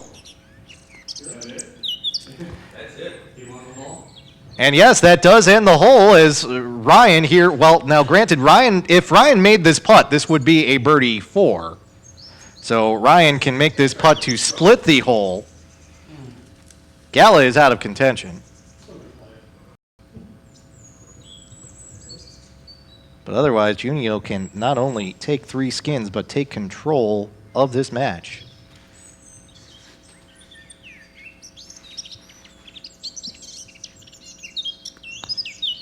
.25-footer, that's going to turn away from the hole, and while that will turn into a bogey for Wehr, that becomes a par with his handicap. Junio has secured 3 big skins. And he takes control of the match.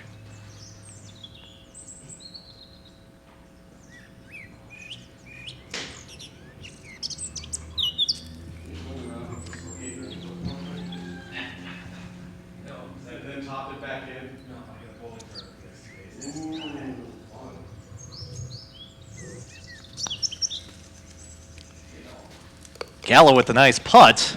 That is a par 5, but at the same time, Junio with the stroke that he received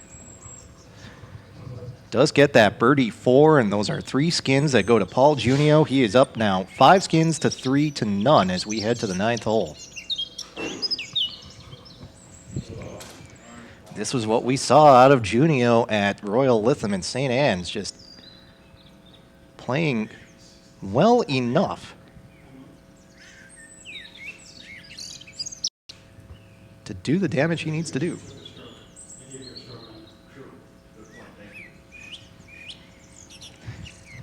I don't think you need to thank him for the stroke, Paul. It's kind of it wasn't exactly your choice to give it to him, Eric. I'm sure if you didn't have to, you wouldn't, but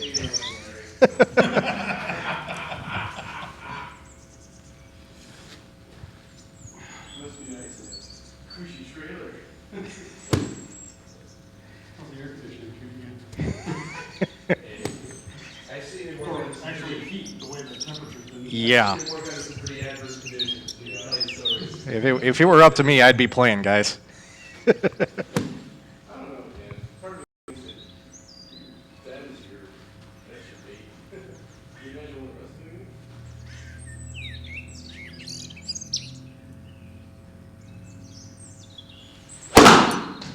Don't get me wrong, I don't mind the broadcasting piece, but oh yes, yeah.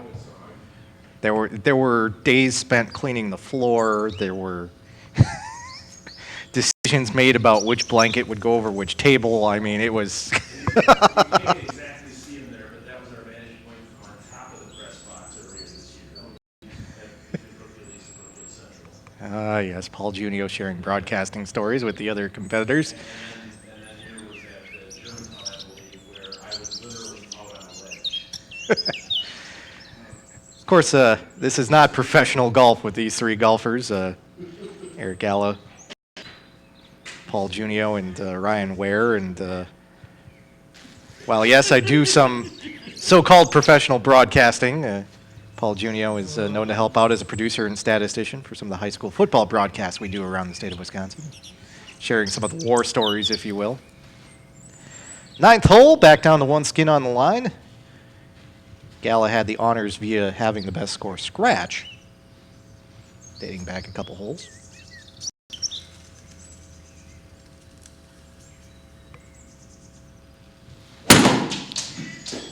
Galla's 3-iron left him in good shape. Junio kind of chunked that 3-wood a little bit. Came up a little bit short, but at the same time it'll survive. Yeah, not out there far, but it is straight. And so he'll have 229 yards to the flagstick. It did.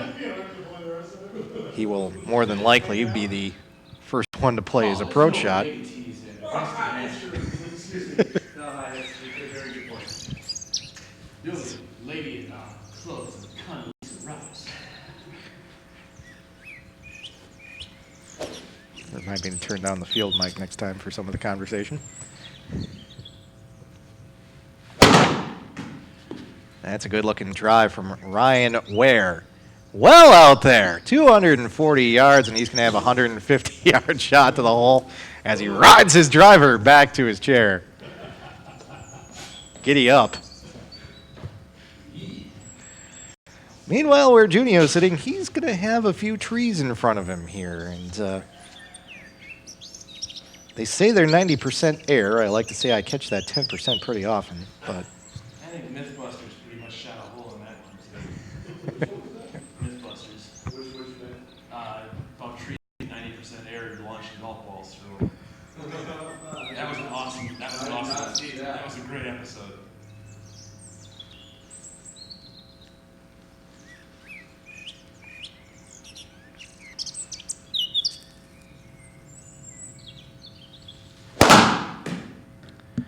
Five wood off to the left.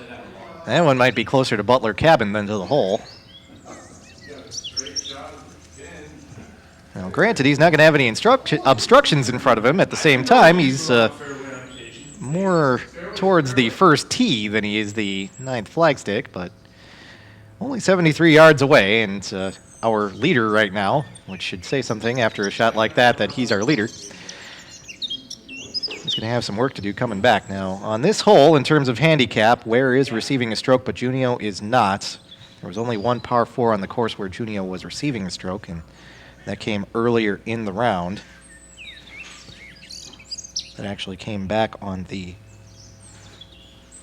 5th hole, and Junio took advantage and won a skin on that hole.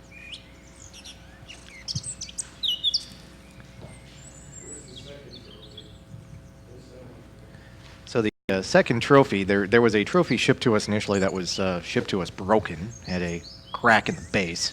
That one's in the living room. That one will stay on display as proof of what the winner is taking home with them.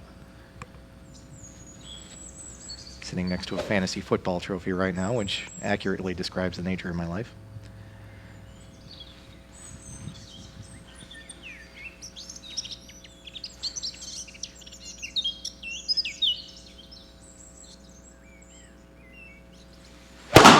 Second shot for Galla from 178 yards out. That one is seeking the flagstick. On the green, it's still going to be about 35 feet away, but at the same time, Galla is on in regulation.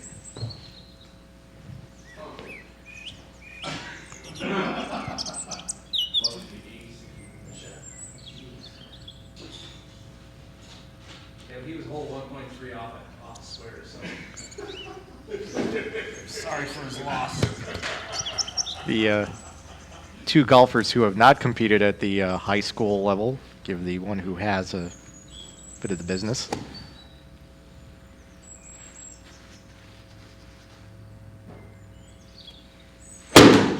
Meanwhile, from 151 yards out, that was Wehr, and he caught a lot of the turf, and as a result, that one will come up short. So Galla is on in regulation. Wehr and Junio still have work to do to get on the green, and next up will be Junio, who has about 75 yards or so from the other side of the first tee. And yes, he does have a bunker that he has to contend with in order to get this one to the hole. And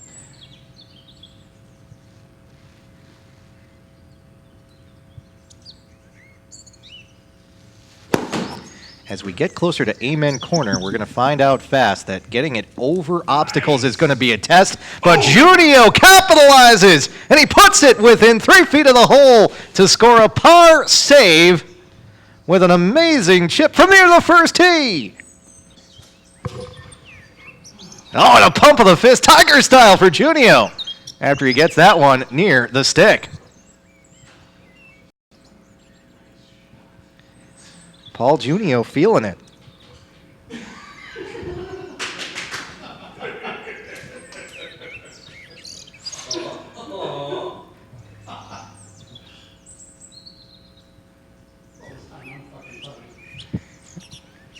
Keep in mind this broadcast is PG-13. If you can hear the conversation in the background. From 56 yards, Ryan Wehr, and that one's going to sky over the green. Now that might take a hop back. And it's going to roll back a little bit with some of the help of the bowl for the patrons here at Augusta. That's on the fairway. That's going to roll back to the fringe of the green, and that's going to stop right there. So Wehr, of course, will say that he planned it that way, but Backboard, baby, backboard. an interesting shot. Now the question is, can Wehr pull another one of those shots out of his pocket in order to split this hole? He's getting a stroke on this hole. Now Junio has already carded a 4. Yes, we're going to use the word pocket, Eric, not someplace else. This is a 50-foot putt downhill for Ryan Wehr as I try to obscure the conversation that's going on. I don't know if he gave that one enough. That's going to come up short. And there was only so much luck in that hole there for Wehr. And it's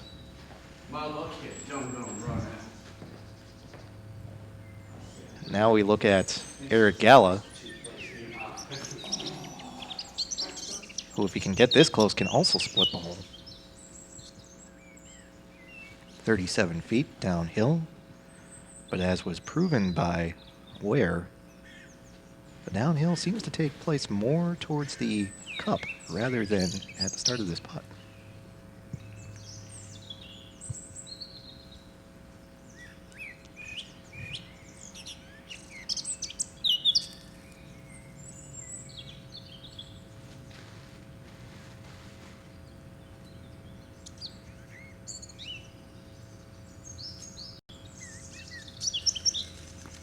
The smooth stroke of Eric Galla. That is seeking the cup. It's going to come up a little bit left, but at the same time, that will be a par for Galla, and that allows him and Junio to split the hole. Ryan will concede, knowing that the hole is already split, and he can't do any better than that. So there will be 2 skins on the line as we make the turn to the back 9. With Paul Junio in the lead, 5 skins to 3 to none.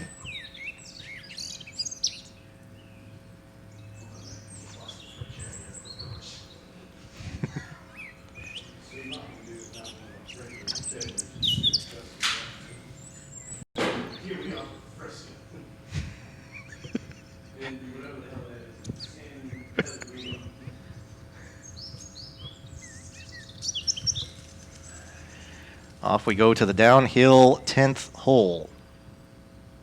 Par 4. Really? Wow. Longest par 4 on the course. That trap is totally not a play for me because I'll never be there.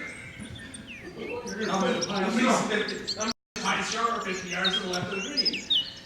Keep in mind, this is one of the 2 holes that would be part of any potential playoff along with 18.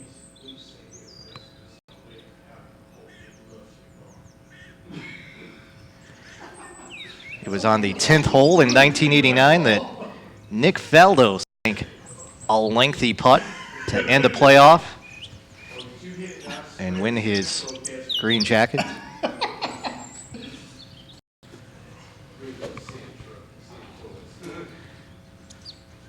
Galla will tee off first. He's got his 3-iron. We'll see where it goes with this steep downhill hole.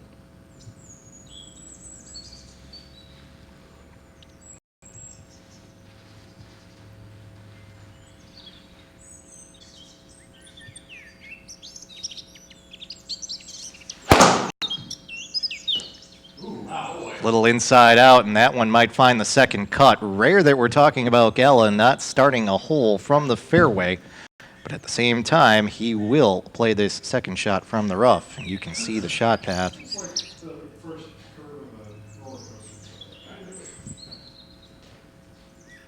As he'll have some work to do, especially with that big fairway bunker between him and the hole.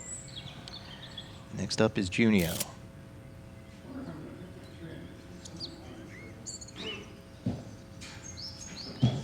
Looking to find a spot where he wants to place the ball, or at least what he wants to pick out as a target. Amen Corner looms large after this 10th hole, the 11th, 12th, and 13th holes here at Augusta National.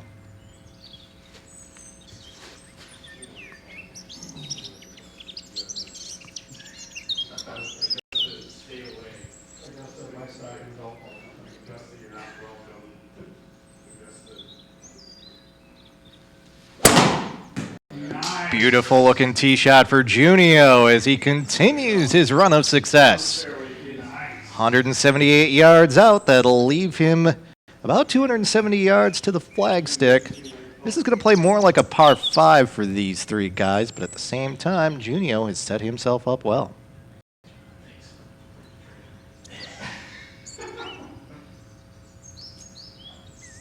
With a good tee shot, Wehr can make this play more like a par 4. He's been the biggest hitter of the three today.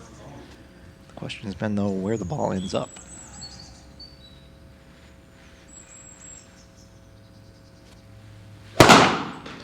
That's a good-looking tee shot for Wehr, though. That'll get out there at least 200 yards, and he'll find the right side of the fairway. That is 238 yards out, and he's got 220 yards to the flagstick. He has the best of the three tee shots on this par 4 10th. Furthest out is Junio. He's in the fairway, though. He's got 274 yards to go, and he's eyeing up that fairway bunker. He wants to try to make sure. And he doesn't land in that bunker as Ryan Wehr tries out one of the pimento cheese sandwiches. I'm sensing he's a fan, or not a fan. I can't tell.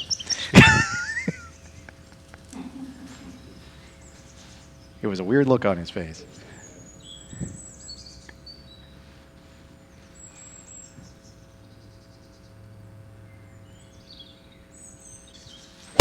Pimento cheese and Georgia peaches were on the menu tonight, and on the menu for Paul Junio is a nice straight wood down the fairway, coming up just short of the bunker. He measured it out perfectly, and he'll have 117 yards to the flagstick after that. That's like knowing you can't hit the ball. One of the things about Paul is he has 300 games as a bowler, and he certainly found the pocket there.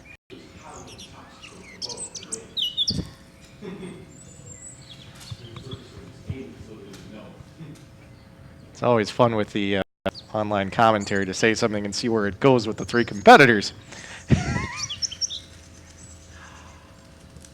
Fun times to be had by all. And keep in mind, if you are on the broadcast and a Facebook friend of one of the three competitors, or even the broadcaster, if you want to take part in OptiShot Golf, you certainly can. Shoot any one of us a message. You can join the league next year. And maybe you can get the chance to play at Augusta come spring 2019.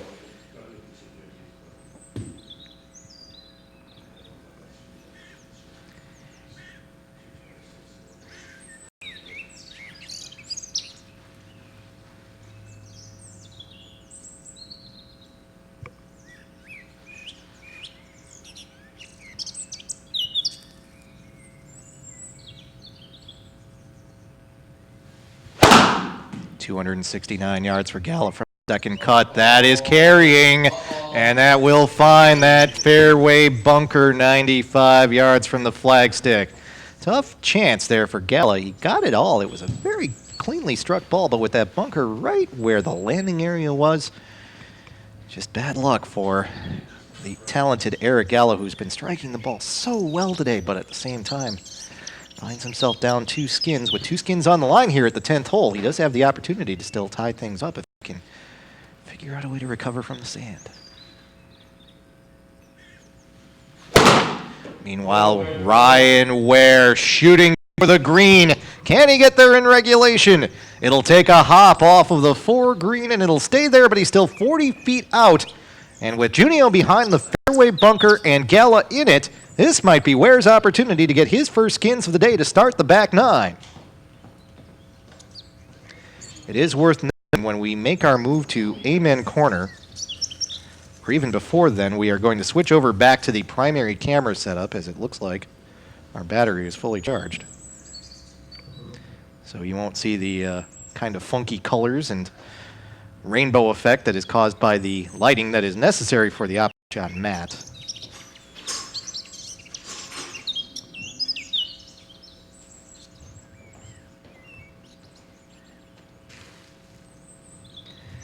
Had to switch to the backup camera due to a little delay before tonight's golf got underway, but might have ended up being for the best because that makes sure that we'll have it for the final 7 holes.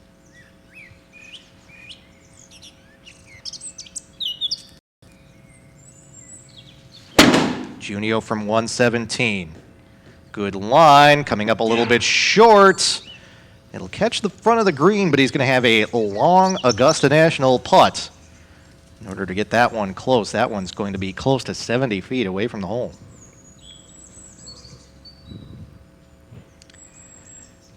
Galla now faces a challenge, 95 yards away in the sand. We often like to say in OptiShot that the sand generally requires you to take about 2 times the strength of the shot, but from a fairway bunker it can be variable.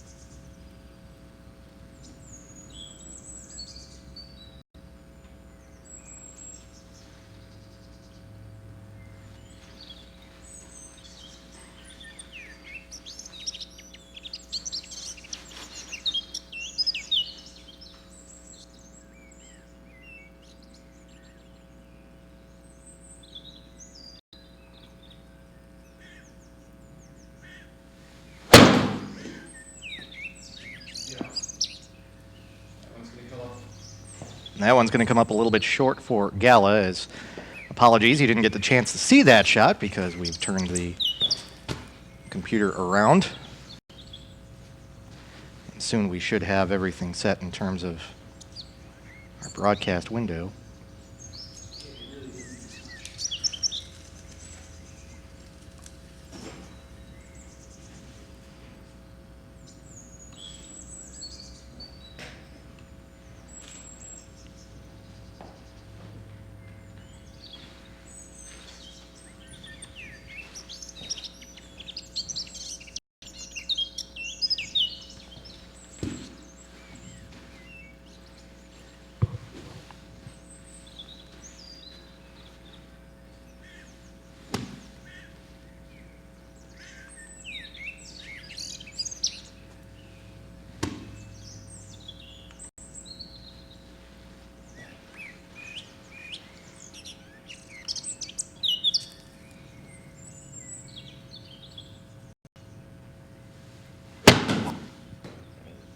Another chip for Galla. This one looks pretty good. It's going to be about 18 feet past the hole with his 4th shot on this hole. But he's still in a pretty good spot. Much better camera view now.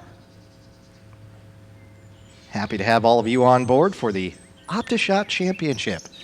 First ever. Here from the condo in Greenfield, Wisconsin. Dan Pfeifer on the call, having already failed to qualify for the final round.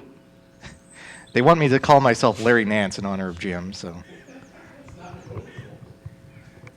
Not negotiable, I've been told. Okay, Larry Nance it is. Hello, friends.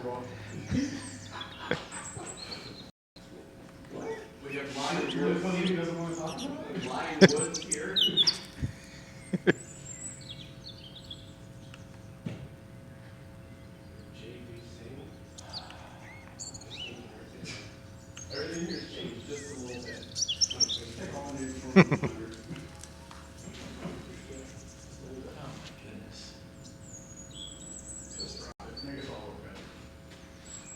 Fourth shot here for Junio. Long putt, but he does have a chance at par.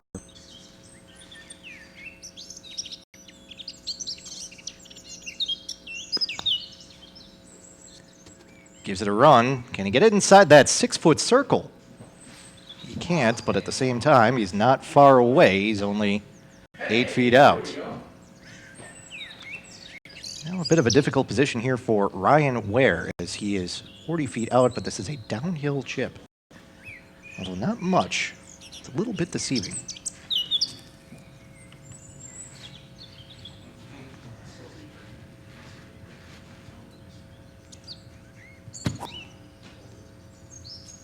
Well, he didn't give it much there, and that's going to end up 22 feet away from the hole. That's why you shouldn't listen to the broadcaster.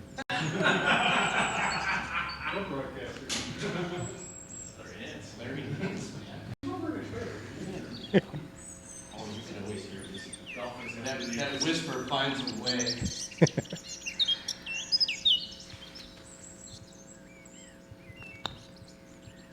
This putt's tracking. It's just going to go past, but at the same time, that'll be a bogey 5. But keep in mind, Wehr is receiving a stroke on this hole. So on the scorecard, it looks like a par 4. Now, Galla is not receiving a stroke, so there isn't much that he can do. He will end up not taking this hole. And that should be the skin, yeah. Because Junio also is not receiving strokes on this hole as well. So Ryan Wehr is on the board with his first 2 skins of the day. And folks, this is still a contest.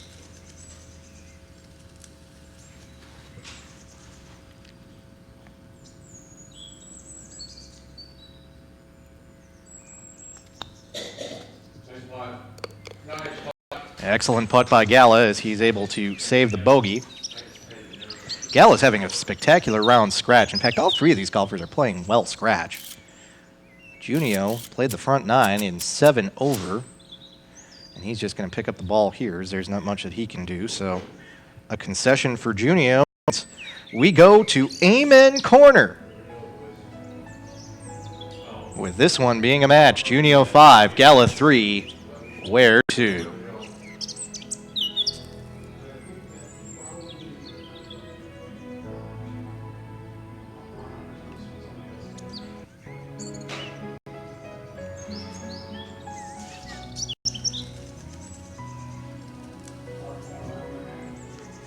We welcome you to Amen Corner at Augusta National. We start with White Dogwood, hole number 11. From the tips, this one plays 505 yards after being lengthened 15 yards in 2006. However, again, we are playing from the member tees today. And for the members, it's just 389 yards. And for the first time today, we see Rays Creek. It will come into play on the left side of the green as these players make their approach shot.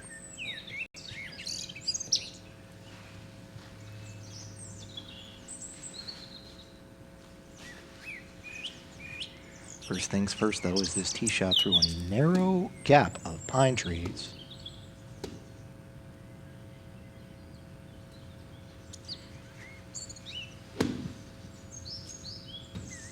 Second hardest hole on the course last year in the Masters.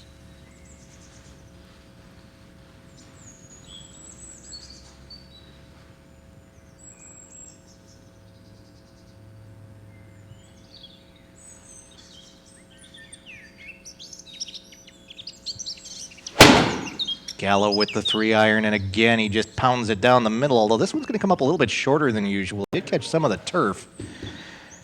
It's going to be out there only about 150 yards, and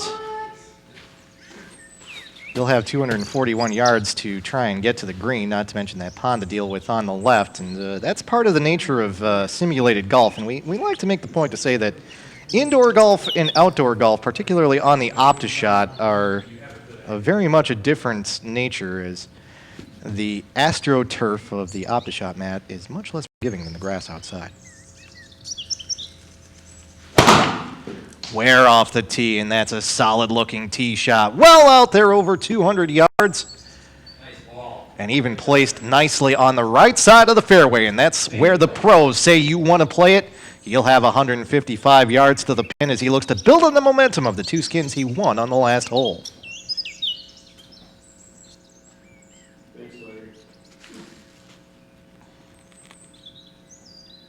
Wehr even takes a bite of the pimento cheese sandwich provided.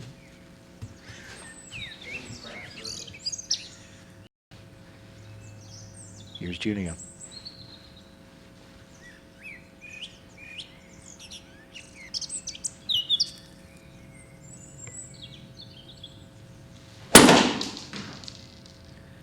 Good looking tee shot as well from Junio. Another one, though, that's a little bit short. Being on the right isn't a bad place to be on this hole, though, as it takes the pond at least a little bit more out of play.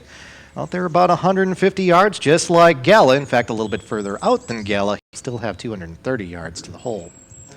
You went forward. You rocked it into the front somewhere. Into the beautiful landscape that is the garage. The ball? Oh, the ball? No, I know you were the ball. I got my tee. Oh, okay. T went forward. I didn't know. Yeah. Tee ended up right. I've got my feet almost. Having a little trouble finding Junio's ball after that shot, but there are a few more around someplace. A few obstacles that the ball can land in the condo. You can't see back behind us here, but there are curtains. There's a windowsill. Obviously, the players are seated on chairs. We've set some things out, and as you can see now, the adventure continues as everyone seeks the ball. This is longer than I look for a ball in real life, I'm telling you. Making sure that it's not under our broadcast position here as I give up. everyone looks around. You know, guys, the ball will show up eventually. Roxy will find it if you guys don't, so I would say just take another ball, and Junio will do exactly that, as you can now see on the much clearer picture that we have with the nicer camera hooked back up. So eventually we'll have to get a AC output for this thing so that we can make sure that we aren't relying upon battery power all the time. We have been on this broadcast now for 4.5 hours. Past midnight now in the Central Time Zone, but our 3 competitors have trophies on the brain. And they'll play as long as they need to in order to try and get their hands on the silverware.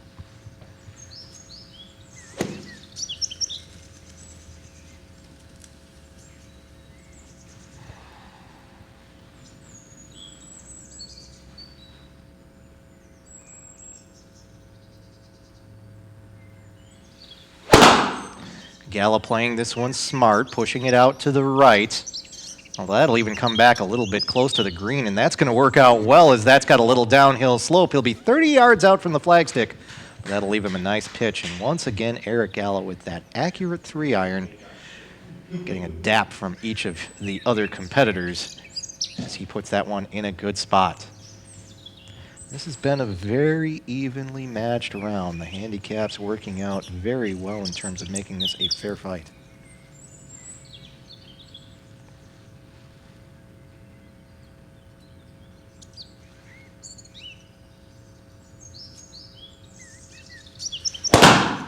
Three wood for Junio. That's off to the left, and that could be in trouble. Look out for Rays Creek. And splash in it goes. Well, the man with the most skins on the scoreboard right now isn't going to find one on this hole, at least not likely, after he finds his way into Rays Creek, the first of our 3 golfers to find out just how difficult Amen Corner can be.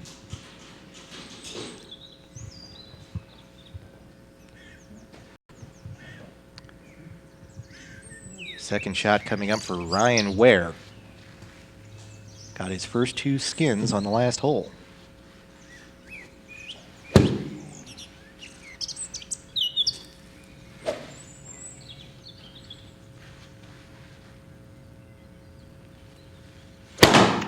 This is a 7-iron for Wehr, and it's right at the pin, but it's going to come up short.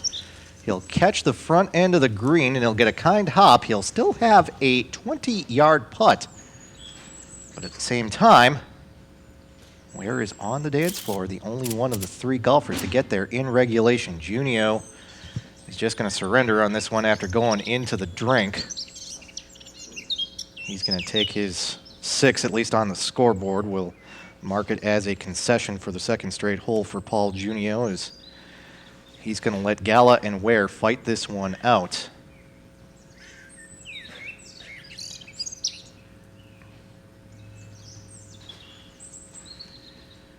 From just short of the green, shooting 3, Eric Galla.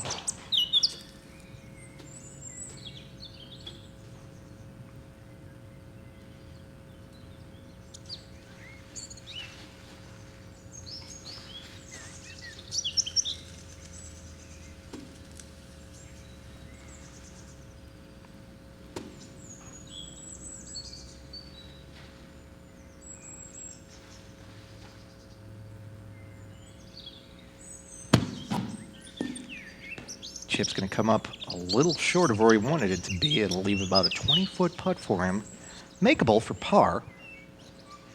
And this is a hole where Wehr is not receiving a stroke. Wehr receiving strokes on 9 of the 18 holes today. As you can see the Ben Hogan Bridge in the background. Golden Bell, the 12th hole awaits. After this 11th hole, the first of Amen Corner.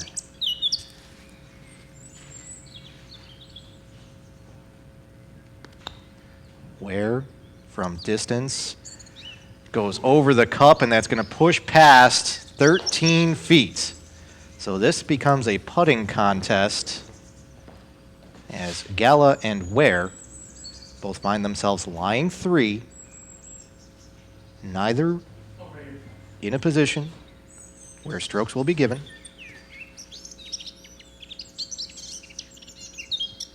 Wehr has 13 feet, Galla has 20.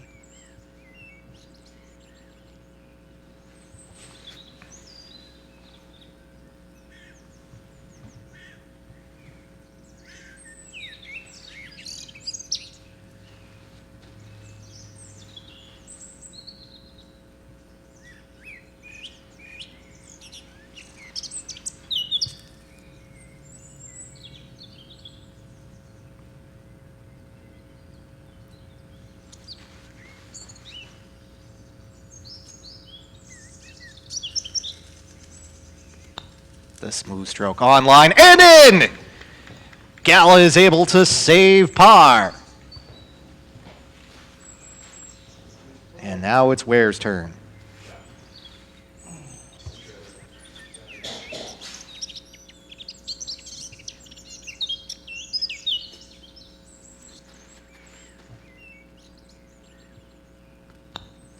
Wehr straight on, just pass to the right, and that will give the skin to Galla. We're not happy with the putt, but Galla able to take the skin, and he pulls within 1 of Paul Junio. It is 5-4 to 2 as we head to Golden Bell, the famous par 3 here at Augusta.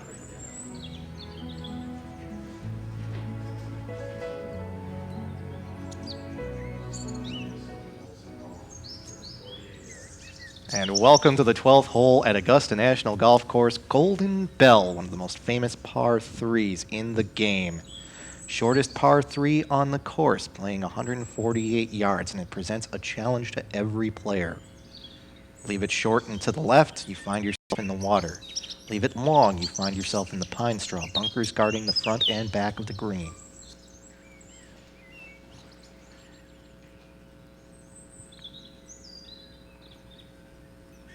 Today it's playing 148 yards.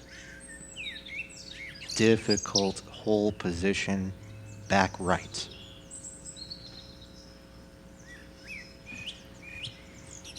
One of the greatest tests in all of golf, and you can see the azaleas in the background. A beautiful hole, but a hole that has felled many a champion. Tiger Woods has already played this hole twice in the Masters. Both times he has found himself in Rays Creek, at least in this version.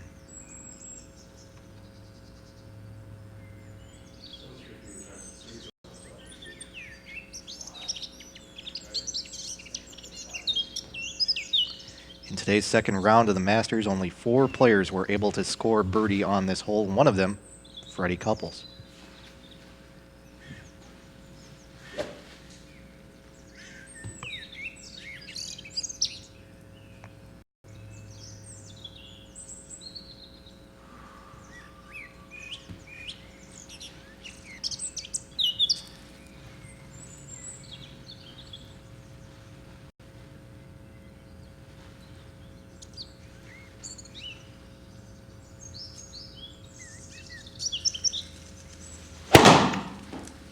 Galla off the tee, that's fading to the right, and that's not the direction you want it to go. Will it find Rays Creek? It does. In the water for Galla. And it's going to be tough for him to build on the momentum of winning a skin on the last hole. Next up is Wehr. Ryan Wehr has said that one of his favorite activities is watching the Masters on HD. the chance to play Golden Bell.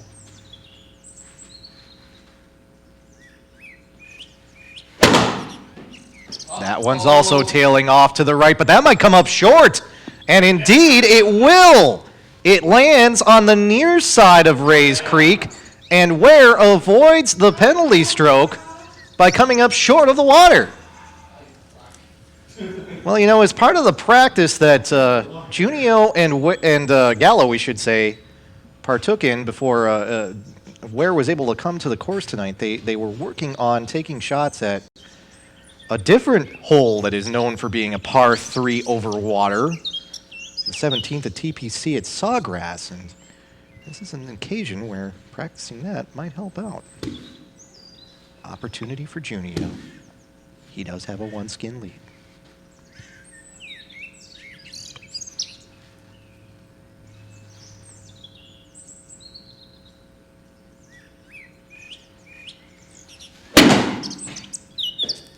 Oh, and he doesn't get a register on that one, and that's a tough moment here. A reminder during these somewhat tense times that, of course, the OptiShot is an imperfect golf simulator. Well, yes, golfed on by imperfect golfers, as Paul reminds us as well. Speaking entirely for myself.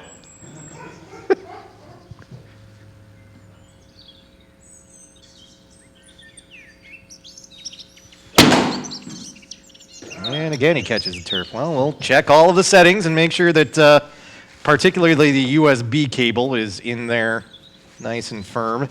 Get a good read there. Yeah. Seems solid. Lights as green as it gets. All right, well, we'll try it again on a third shot here. All right, just have to make it too far.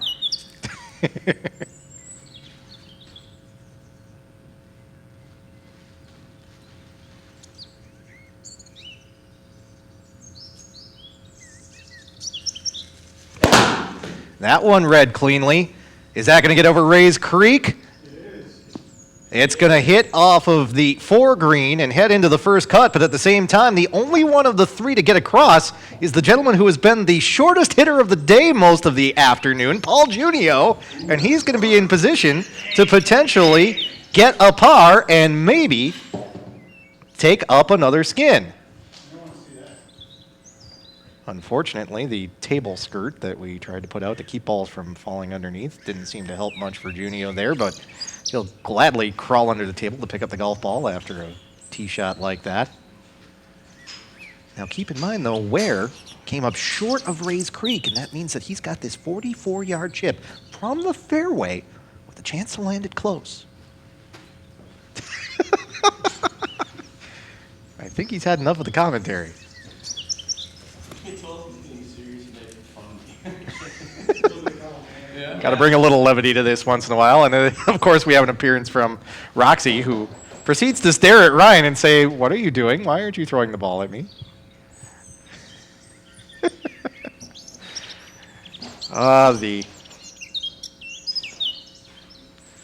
The seriousness and the playfulness of OptiShot golf. Best shown here at Golden Bell. Ryan's chip, that's going to fly the green and then some. He's going to find himself in the pine straw. And he's got a tree right in front of him as well, which isn't going to be easy to contend with. After going into water, Eric is shooting 3. And keep in mind the way that this hole was going. Junio was in a good spot, but at the same time, even though he went in the water, Eric isn't out of the running on this hole. Such is life in Amen Corner.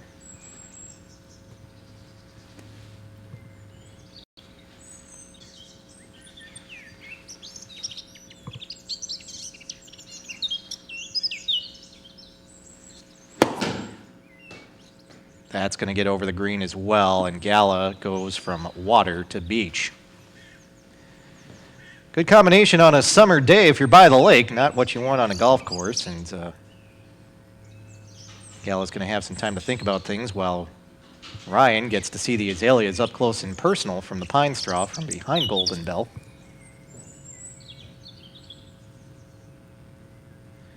There's a reason only 4 of the pros were able to birdie this hole during the actual Masters today.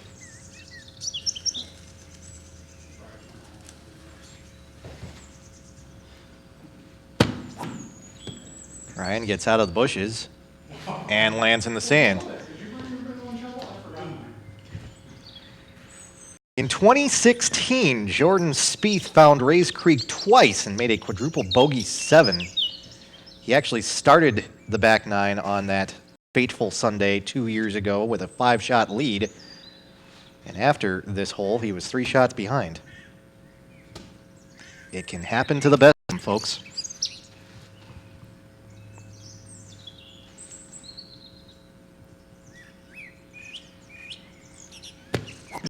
Junio from off the green, and that's looking good. It was on line. It'll come up a little short. It's an uphill section of the green there, so he'll be 13 feet away. But given what Wehr and Galla are going through on this hole, Junio, even if he can take bogey, has a chance to grab a skin. Don't count Galla out from the sand, though.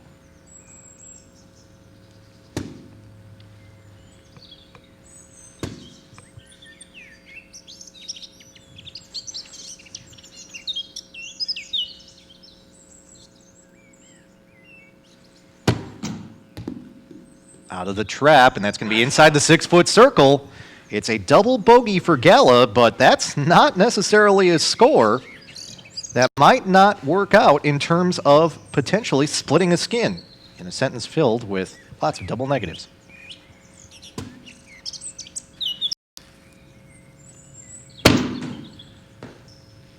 Another good out, that one from Wehr, and that'll be a double bogey for him.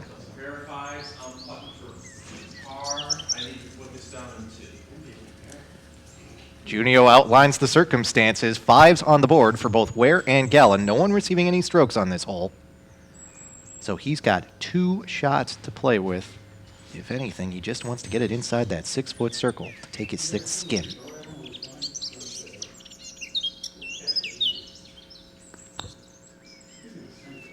Not going to make it inside the hole, but that's going to make it close enough. That is a bogey 4 for Junio, and he has his 6th skin.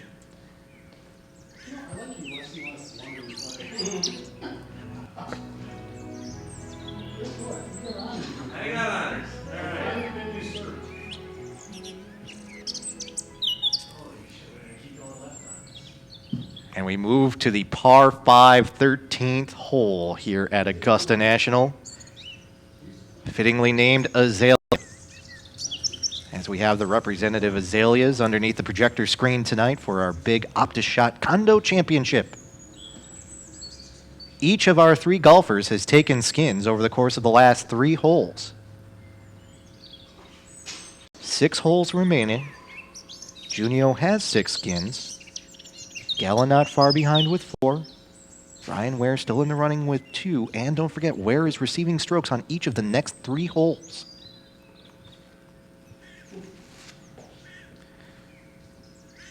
Some cat interference as we'll recruit the other 2 competitors to play Distract the Cat.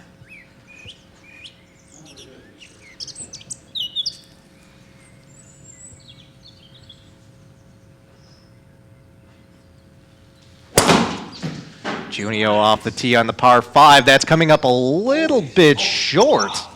In fact, that almost found its way into the tributary of Rays Creek. Junio's going to be safe. Didn't catch much of that one, but at the same time, at least he's not in the drink. He'll seek out his ball.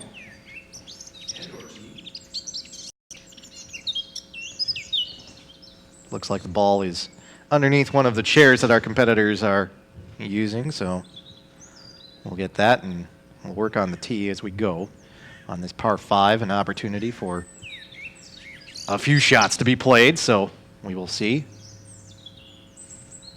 if we can find the tee at any point in time. Roxy will help with the search.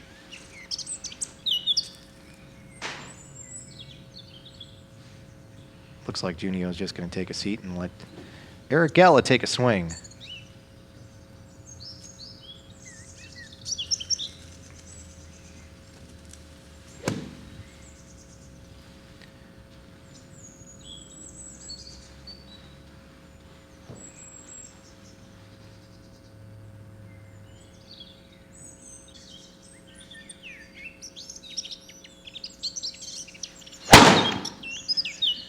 Good looking 2-iron for Galla that will clear the tributary.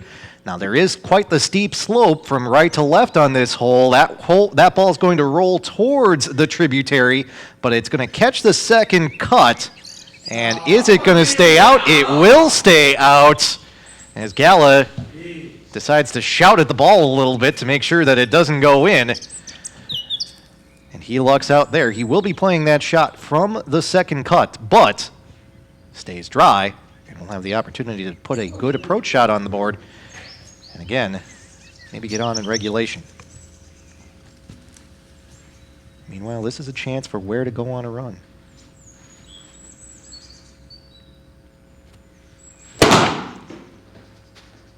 Off the tee, good looking tee shot. That'll be right into the slope. Can it even get up onto that second level? Will it stay there? It will, and that's a beautiful spot for Ryan Wehr. He leaves himself 243 yards to the green, and this is a reachable par 5 in 2. I want to take a picture of this. Trying to take a tour of the Arboretum, or at least the former nature of Augusta National, as Paul Junio, and not exactly part of his plan after that tee shot came up short. But again, he found himself short of the creek. A pretty picture indeed with the many flowers and whatnot that are there, but a difficult challenge. What's interesting about this, the pros play this hole at 510 yards, but you can actually shave quite a bit off of it, and some of the pros have been known to actually drive the ball over the trees to the open area that you see beyond the pine straw, going over the creek twice with their tee shot. Oh, this is a hole where it's very common for the pros to get on in too. This was the second easiest hole on the course in 2017. Average score on this hole was 4.79, meaning quite a few of the golfers scored birdie, and Roxy the kitty cat is feeling particularly frisky right now. Uh-oh. Looks like Roxy's got a little bit of attitude, and that means that we might have to water the course a little bit here in order to get her to run away. Sometimes desperate times call desperate measures. Let's hope we're not referring to desperate measures after this shot. Paul Junio knows his radio transitions.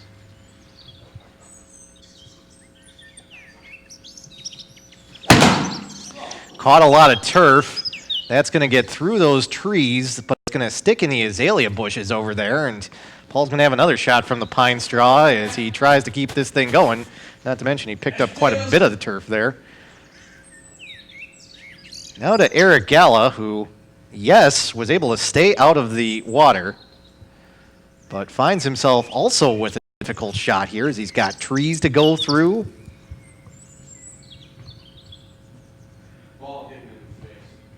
But a big landing area also if he can find it there.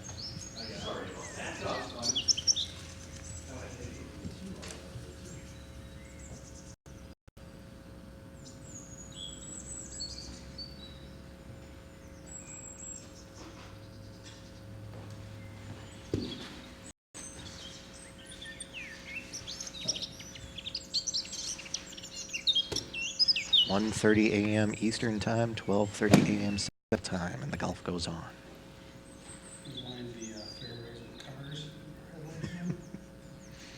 Just like in Little League.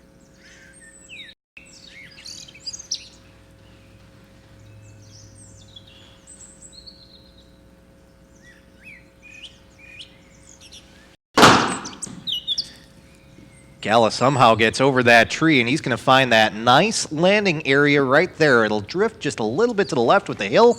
Not much. He's going to have 86 yards to the hole. It'll be a little bit downhill, and that'll be a nice-looking chip for Galla from there. Meanwhile, Wehr is in the fairway, and now he's got a risk-reward decision in front of him. 200 yards to clear Rays Creek and try and reach the green in 2. But also the risk of going in.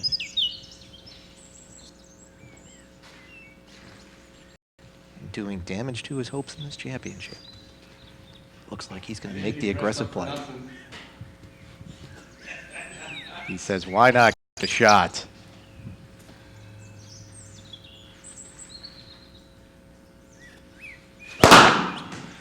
Gives it his all, doesn't have enough. Pushing to the right.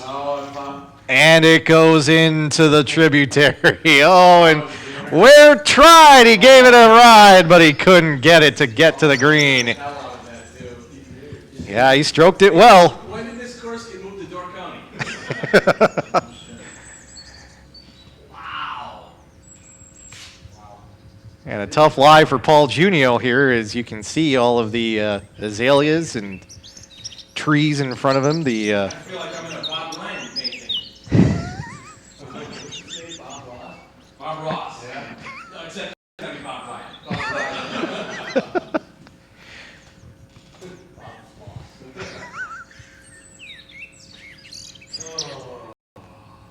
It's moments like these that I wish I had wireless microphones and we could have all the golfers mic'd up. Catching a little bit of it from the mat tonight, and hopefully that's coming through. Yeah, well, you know the dangers of having me mic'd up at times. So. Yeah, that's very true. Amen Corner has been an adventure for two of the three golfers here, and it will continue to be for Junio with this shot.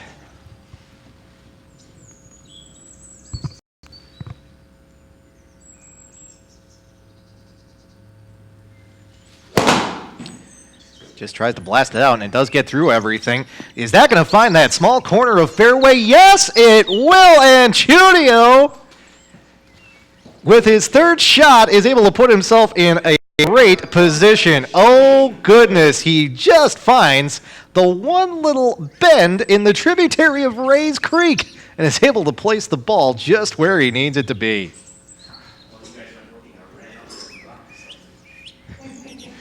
There's a reason he has a 2-skin lead on Eric Galla right now. Shots like that. Trying to go from finals qualifier to champion. But Galla's looking to get on in regulation, and he's 86 yards away.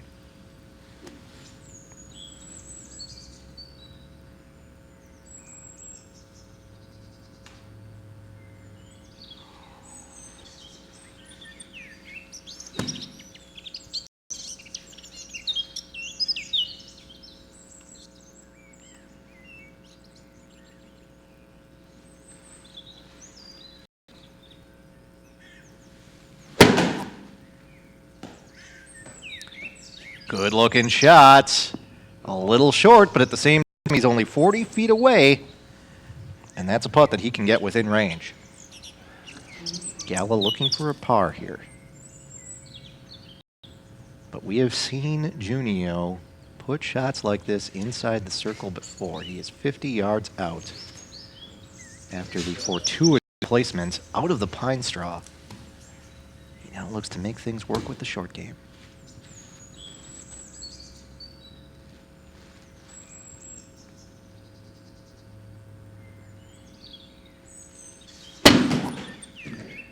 Caught some turf, but he was able to get it plenty far, and he's going to be about 40 feet out as well. So he'll have that putt for par. Keep in mind, Junio and Wehr both receiving strokes on this hole. That may help out Junio in this circumstance. Again, on the round, Wehr receiving 9 strokes today, Junio 5. Junio getting 1 stroke on each of the par 4s and on each of the par 5s, and 1 all the way back on the par 4 5th, which he was able to turn into a skin.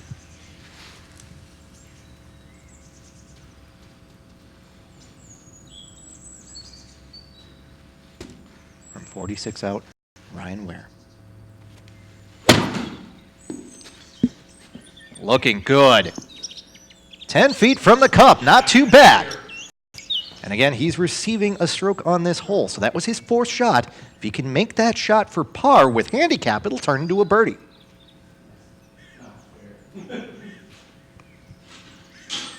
Here's Junio now.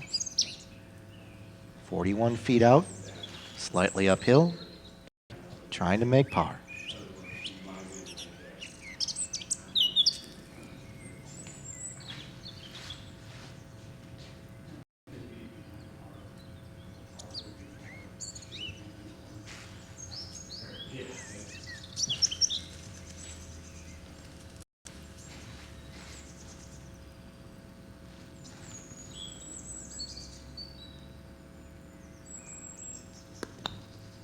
Gave it a ride. Is it going to hit the cup? It will! A 41-foot putt for Paul Junio!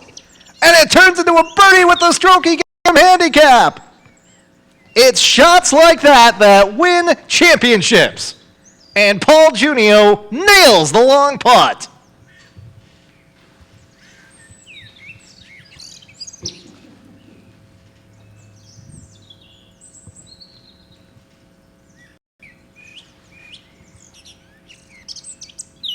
Galla with this for a scratch birdie.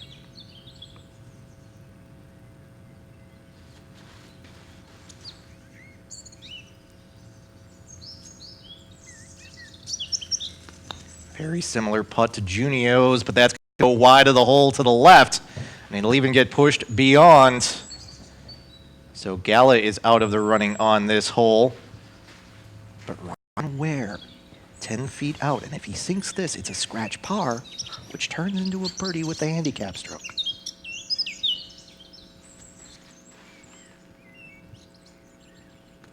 To level the hole, it goes over the cup. Too much from Wehr, and Junio will take the hole.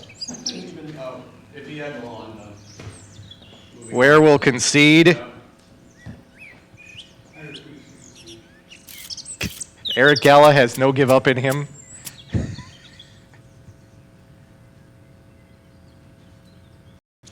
Galla will try the putt one more time. Ryan Wehr had the line, but just put a little bit too much force behind it.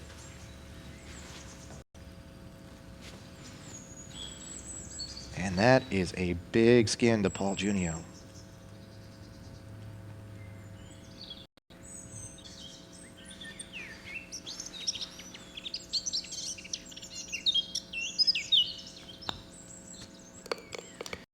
Galla is able to hold that shot for a scratch par, but again with handicap, Junio records a birdie, and he now has 7 skins to Galla's 4 and Wehr's 2 as we say goodbye to Amen Corner and move to the 14th hole.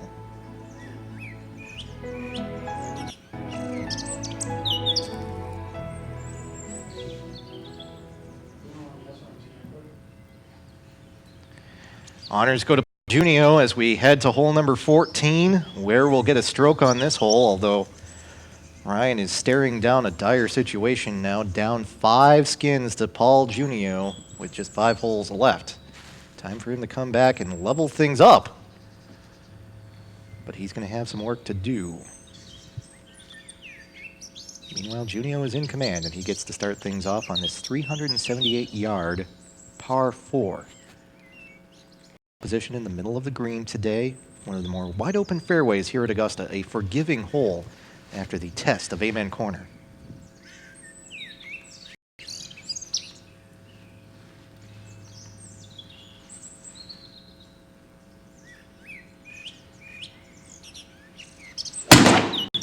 Three-wood off the tee. Junio didn't catch it tremendously clean. It's going to be a short three-wood, but it'll be in the fairway. Only out there 127 yards. But he'll have 253 to the cup from the short grass. The pros play this one at 440 yards from the tip.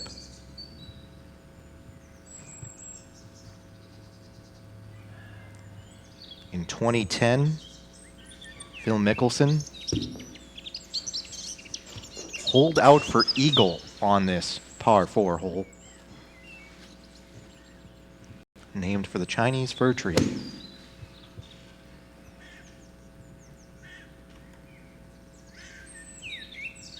Eric Galla's very much in it.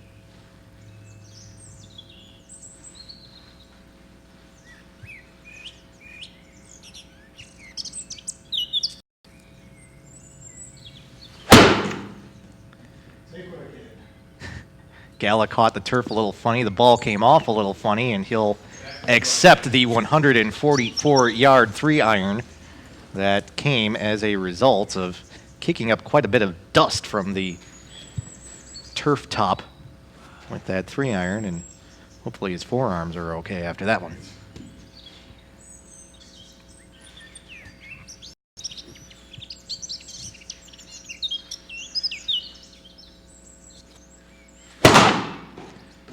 Ryan Ware's been good off the tee all day long, and he continues to be so after getting that one out 230 yards. A good looking shot for Ware, and again, he's got to get on his horse here, but part of the nature of skins play too is such that, you know, if a few holes get leveled out, if there are 4 or 5 skins on the line coming to 17 or 18, anything's possible.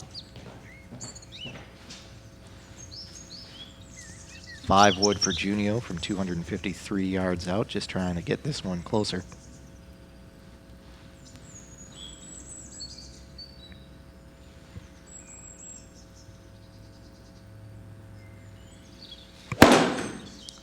That's going to tail off to the left.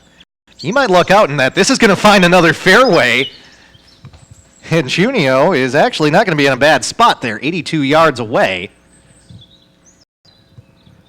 Even though he's not playing the correct hole. In fact, the tree's clear over there, so he'll have a chance to pop it on. And such is the nature of OptiShot golf, particularly here at Augusta, where you aren't necessarily dealing with any of the patrons, and you can find your way to the right spot. Trees in the OptiShot are a little less dense, and we have noted that the greens here are a little more forgiving than what you actually see at Augusta. But again, because the putting is so difficult in OptiShot, greens are forgiving on any course. And it certainly has played into things today.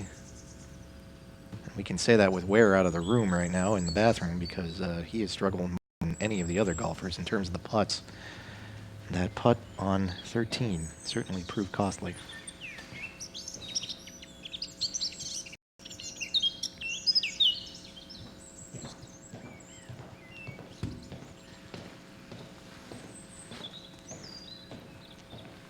Second shot for Galla, 237 yards out, like Junio, just trying to find a good spot.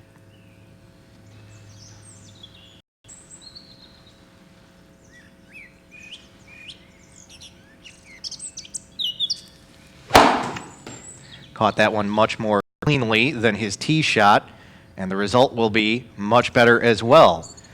Your classic 200-yard 3-iron out of Eric Galla. He leaves himself 43 yards to the cup.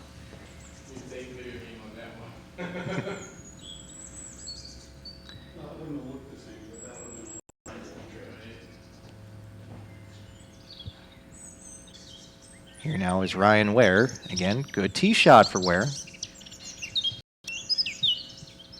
Would love to land one of these approach shots nice and close. 166 yards. It is uphill.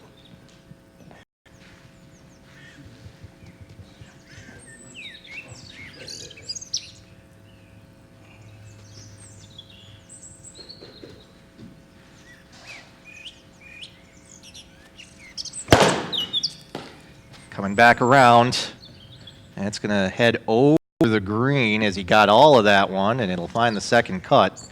It's 41 yards away. He's got that chip back to the green. It's been the short game that's been a bit of a struggle today for Wehr, but at the same time, trying to find a way. Meanwhile, Paul Junio's gone on a couple adventures today. You might remember back on 9, he was over by the first tee. But he was able to save par on that hole, and he's going to try and do the same here.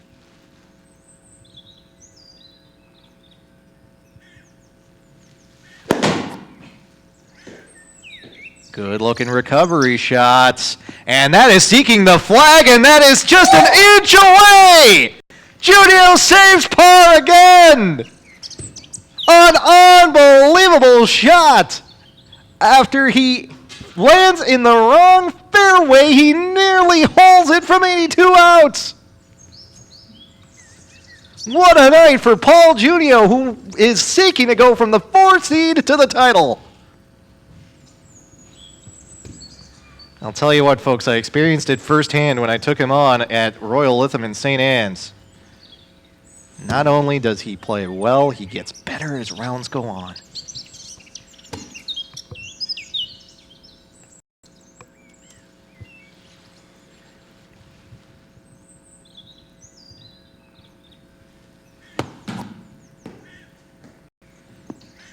Galla's going to find the front of the green with that chip. And again, to try and at least level up with Paul, he's going to have to make that. Ryan, meanwhile, again, is getting a stroke on this hole, so even a bogey would level Paul. And at this point, Galla has to be rooting for Wehr to help him out here.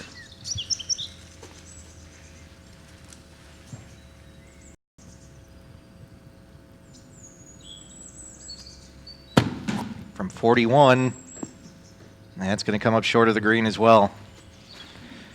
Well, you know, when the playoffs come around, sometimes it's easy to short arm some of these chips. Guys are just trying to find the range. From 22, that one also catches a lot of turf, and it's only going to go about 12 feet. It does get on the green, but Ryan's going to have to keep playing. He's already at 4 strokes. He would need to hold this one in order to level Paul Junio. We'll give it a shot.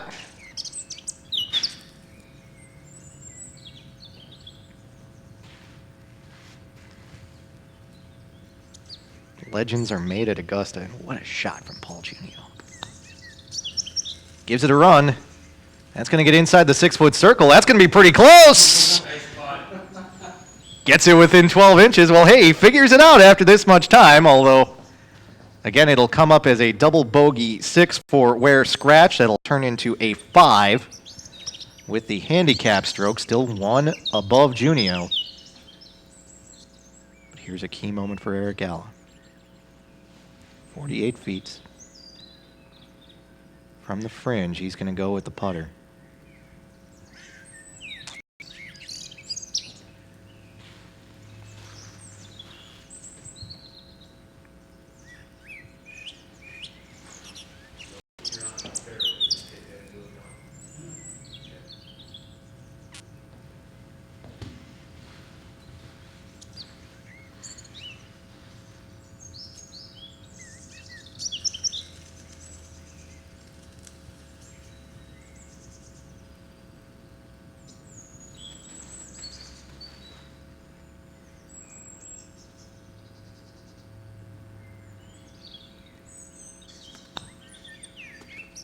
Needs it to turn right, needs it to slow down. It's not going to happen.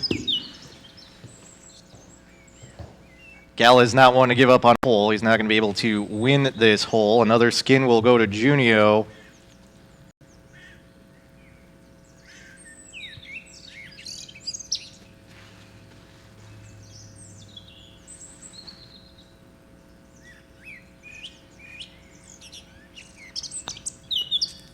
That's going to tail to the left as well. That'll be a double bogey 6 for Galla.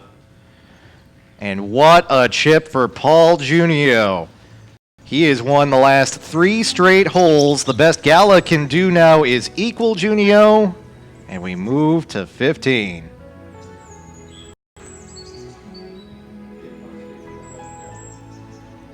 No.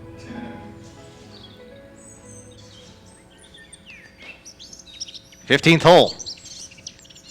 Big time challenge, par 5. Wehr and Junio will each receive a stroke on this hole. But the big challenge will be the pond right in front of the green. Here at the hole they call Firethorn. This is the hole where Gene Sarazen hit what's called the shot heard round the world in 1935. A 4-wood from 235 yards out for the first albatross in Masters history.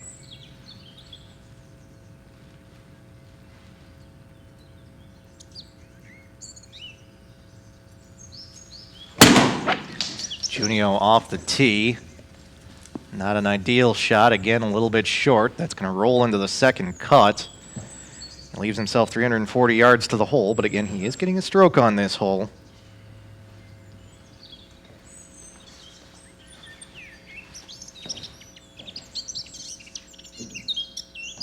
Now here's Eric Galla. Wind blowing in the faces of the golfers here on the tee at 15. This was the easiest hole on the course in 2017. Golfers averaging 4.78 strokes in this par 5.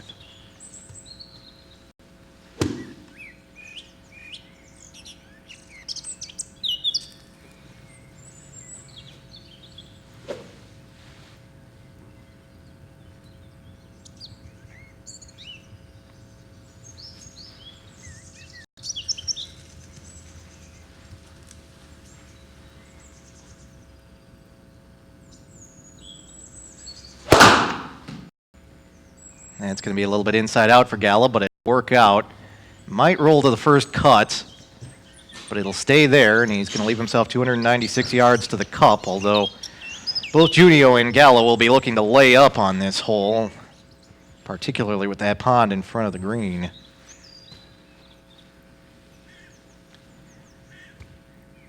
Wehr playing for second place now.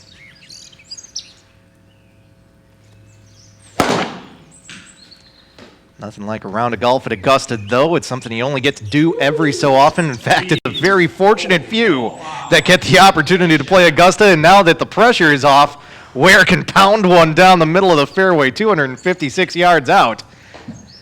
And at this point, no reason for him not to try and go for the green in two. Why not when you're here at this point? And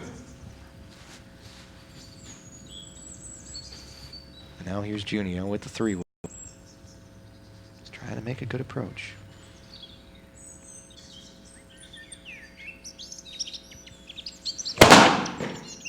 That's going to tail off to the right. The only question is what obstacles he might have in front of him. And you know what? The wrong fairway has worked well for Junio a number of times today. And again, he finds himself on the wrong surface, but with a fairly clear shot to the hole, just 160 yards out. Now here's Galla.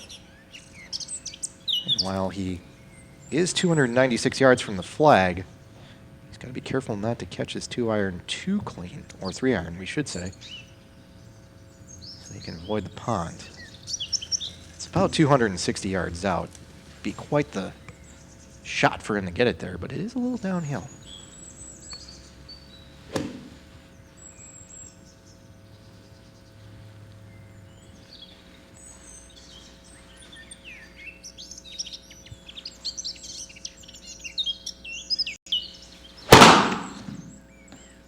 Beautiful looking shot from Galla.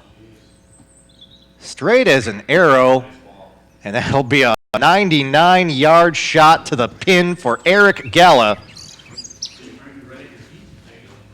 As again, he lays that 3-iron out there perfectly. Still in contention, folks. We have seen many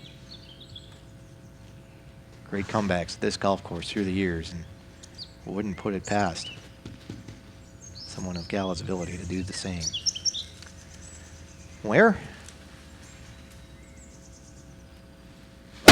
Trying to get it to 213 yards to the green. It's going to the right, and that might go around the pond. In fact, it will. He finds the throat of the fairway to the right of the pond, and he'll have that to the green to get on in regulation. Well, sometimes it's better to be lucky than good, and Wehr lucked out there as that one didn't get across, but it did go around.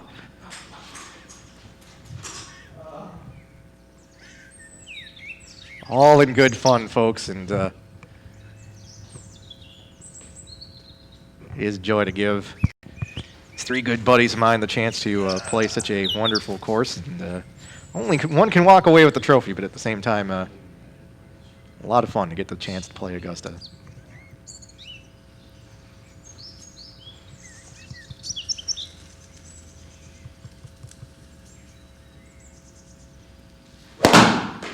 Junio with his 3-iron, that's got to get going. But he too finds the throat of the fairway. Just turns at the right time to go around the pond. And I'm willing to bet you that there aren't many threesomes that head out at Augusta National where 2 golf balls end up in that part of the course on this hole.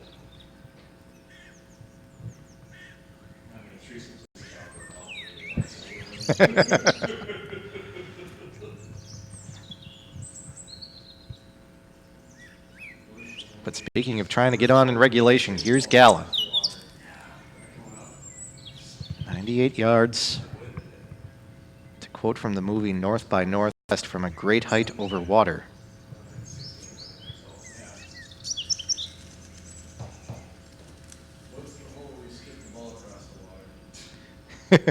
Those are the, Ryan Ware asking about the holes to skip the ball over the water. That would be the par 3 course, which is actually a separate set of 9 holes that they have. Oh, that's cool. Yeah.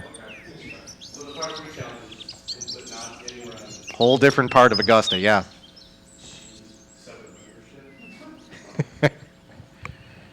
Greens fees are probably only about $1,000 for that. Oh, I'm gonna pay for this. Galla taking out the gap wedge. Trying to close.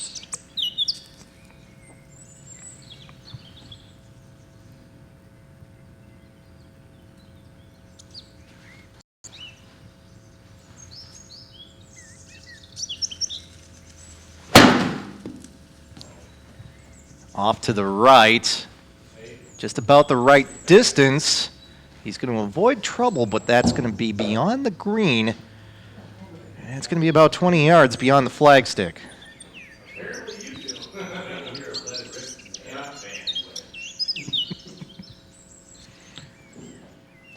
Ryan Wehr.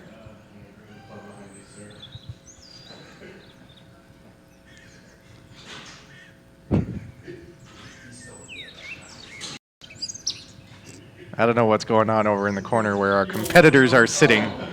And I've heard I don't want to know, so I'll take their word for it.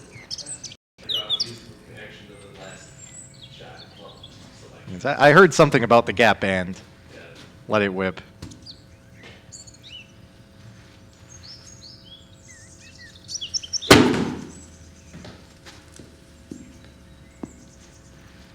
That's a good shot from Wehr. That's within 17 feet. He's on in regulation.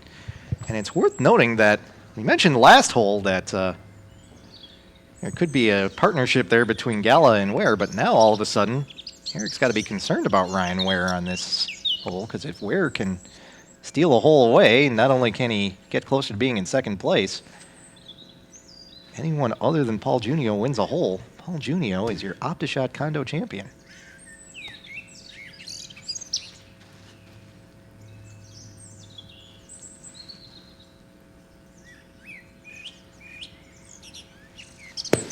Fourth shot for Junio from 30 yards out, and that is right at the stick. Call it a par. And keep in mind, this is a par 5, which means that Junio gets a stroke.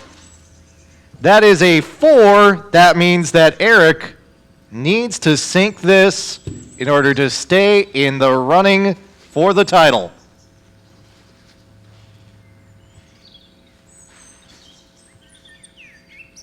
It is a 60-foot shot from just off the green on the fairway.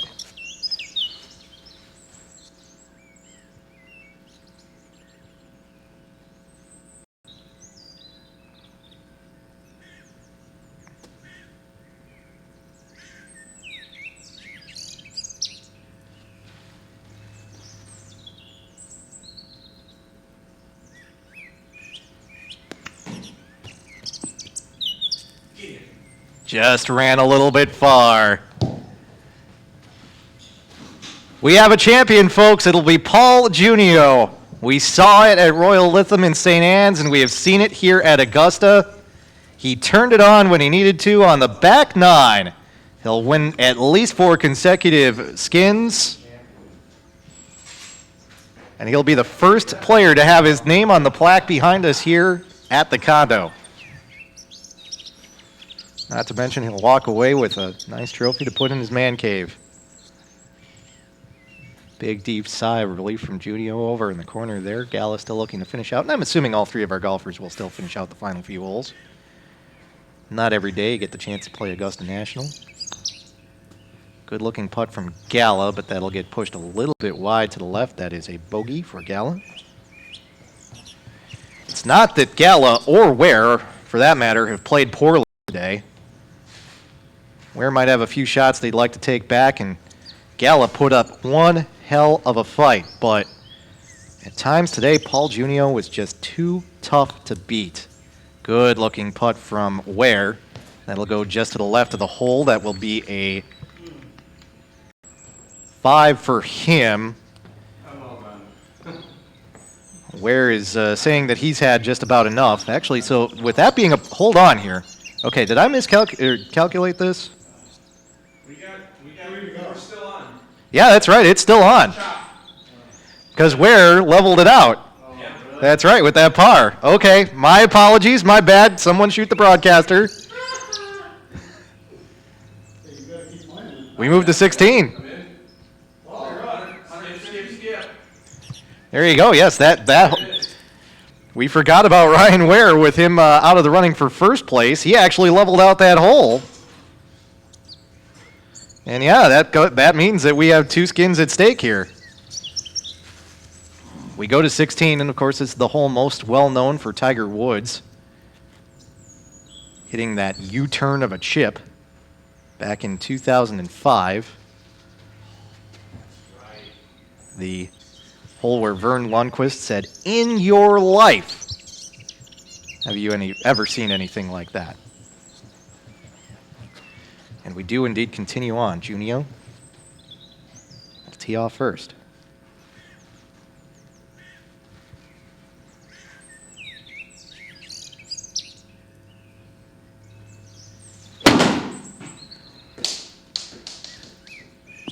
And it's at least going to go to the right of the big pond there. Didn't get as much of it as he wanted to, only 102 yards. Now Ryan with the opportunity. Not one of my finer broadcasting moments, not thinking about the fact that Wehr with that par would actually get taken down to a birdie. However, that is the last hole on which anyone will be receiving strokes tonight. Galla is pleased with that fact. Wehr with a good-looking tee shot. That'll find the green. And that's on that front part of that green. Of course, that Woods chip was from the back of the green. Back left is the traditional Sunday pin placement for the Masters. Here today, middle placement. And now here's Eric Galla, who finds new life with the help of Ryan Wehr.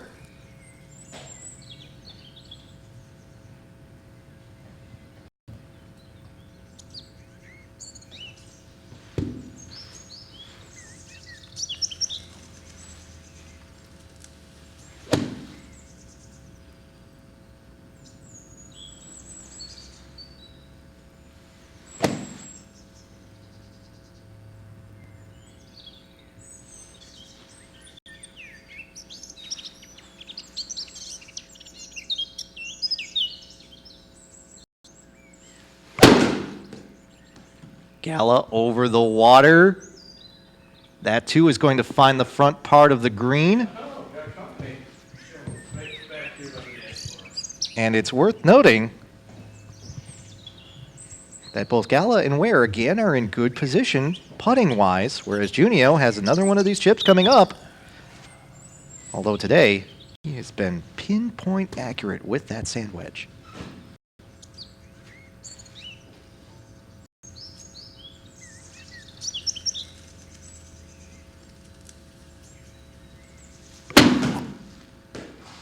This time, though, it's going to come up a little bit short, and he's still going to find himself 60 feet from the hole. And now becomes a lag putting contest. How fitting that the OptiShot Condo Championship should come down to the toughest part of the game, the putting.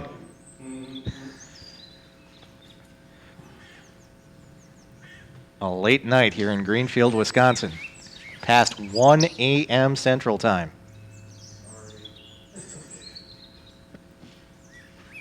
I don't have to be awake when I get bowling in the morning. I can just get them there and relax. I'm good. 20 yards. Yeah. I want to tell me 60 feet. I want to tell me 20 yards.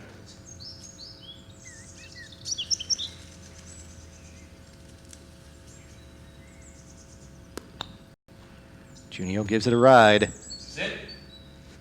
Will it stay inside the circle? No, 7 feet. Although that is now the target. 54 feet to the hole. Similar putts for all 3 of the competitors.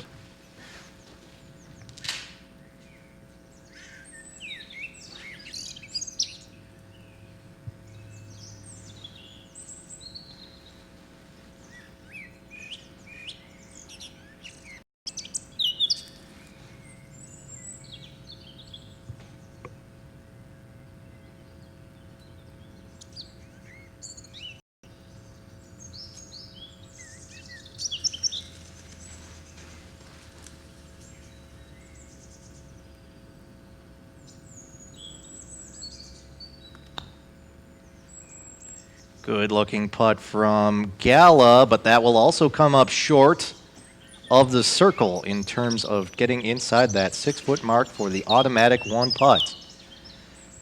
Now we'll have another putting contest on the way back unless Ryan Wehr can repeat what Junio did earlier in the round. And we want to talk about a round with some great shots. That 41-foot putt. It's late, folks. From Junio earlier in the round, and that chip that he left within 1 inch of the hole. Look at this putt from Wehr. That's looking good. It goes just past the hole, but it's inside the range, so that is a par for Ryan Wehr. And that right now is the score to beat. So, Eric Galla, if he can sink this putt, again, halves the hole, and the next hole becomes worth 3 skins.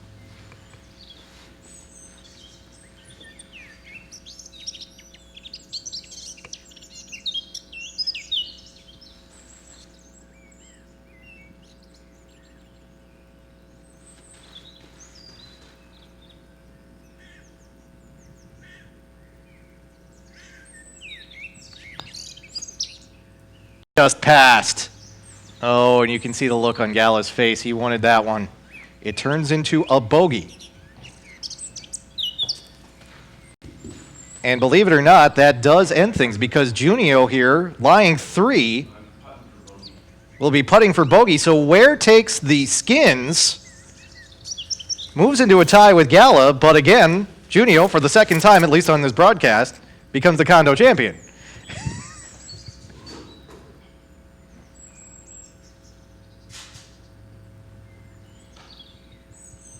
An opportunity here for Galla, but the putt just would not fall, and it will be up to the golfers now as to whether or not they want to move on to 17 with the 2 holes to go. I'll play the last 2, that's for sure. I'll never play the Masters again, but next year. You'll be here next year. Well, defending your champion until 2018, 2021.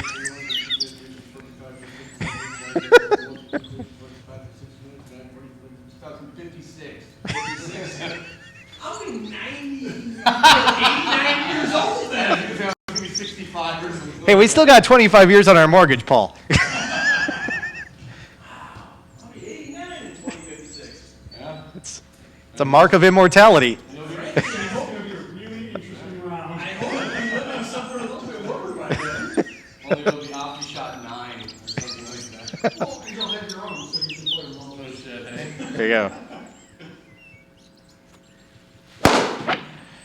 Is there some frivolity as we make our way over to 17, with Junio having secured the title.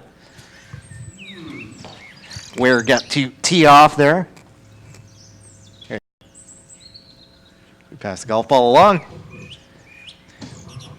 Oddly enough, even though he's in a tie for second, Wehr arguably, granted not always necessarily in terms of the accuracy, but certainly in terms of the distance, has been the best off the tee today. And it's not that he's been inaccurate at all.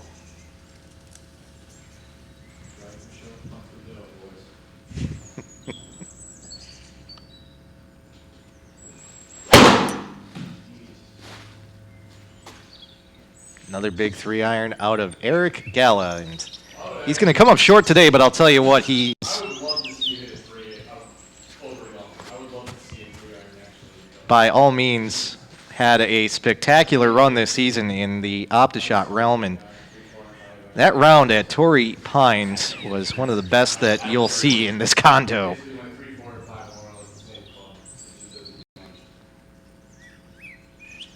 He's going to be a favorite going into next year, no doubt.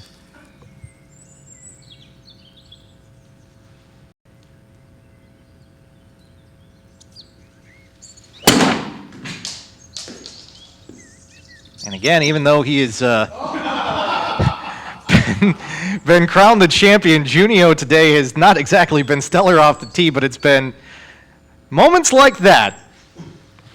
Off the tree, into the pine straw, sometimes onto the wrong fairways, but it's not necessarily how you start, it's how you finish. And oftentimes today, Junio has found the way to finish strong, be it that, again, that long 41-foot putt earlier, the the wedge from distance. A little further south. I'm not arguing with you. I was just trying to, I was trying to help Dan out here. I know the FCC is not really involved, but I have to make sure I stay in practice when it matters.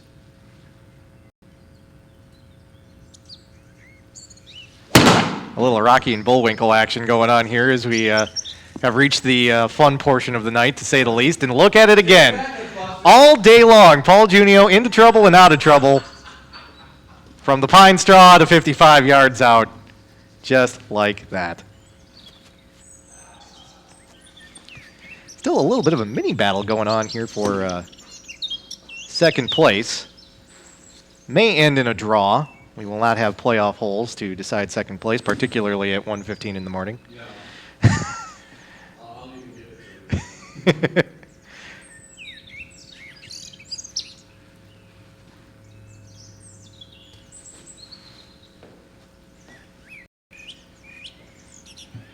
It's been a fun night here, the Condo Championship.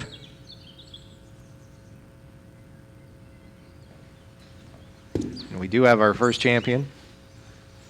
One of the first guys to come over and play on the game. Of course, two of those guys is right here. Junio and Galla, or Galla. I'll learn how to say your name.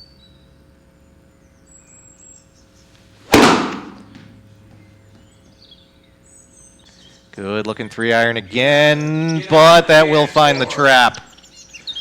Got plenty of it, but Augusta just did not cooperate there.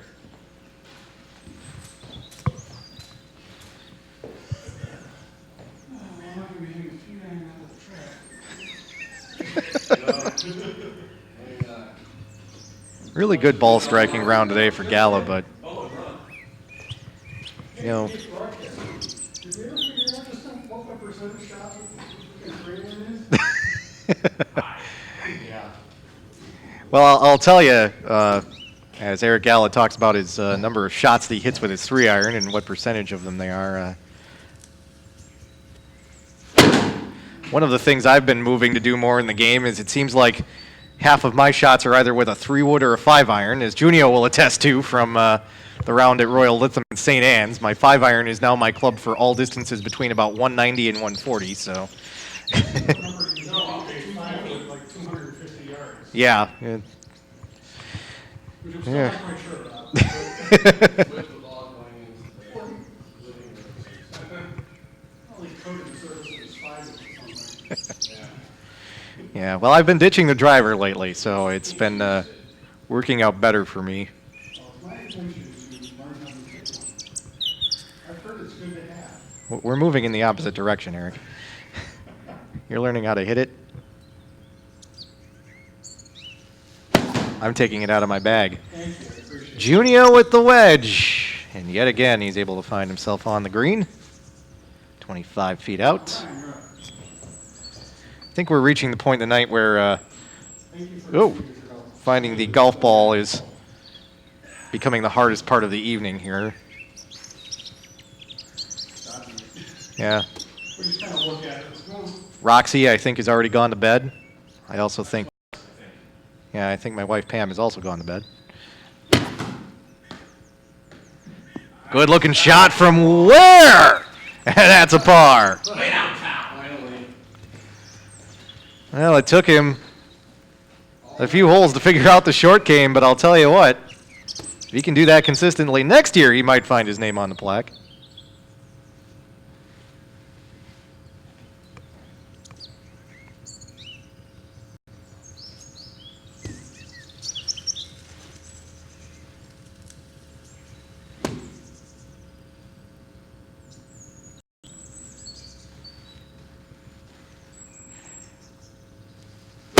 Galla from the trap. A little long, but it'll work out.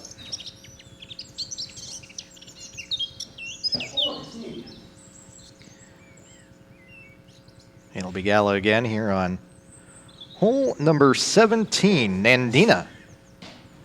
This is the hole where the Eisenhower tree used to be until an ice storm unfortunately knocked it down in 2014. Fun story about the Eisenhower tree. The reason it's called the Eisenhower tree: Dwight David Eisenhower, former president of the United States, hated the tree so much he wanted it torn down.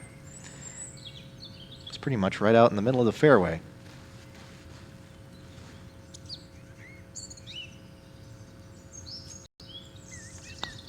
At Augusta National, even a request of the president goes unheeded. That'll be a bogey for Galla. Scratch on the day, and keep in mind he is not conceded on any of the holes. He is sitting at plus 12.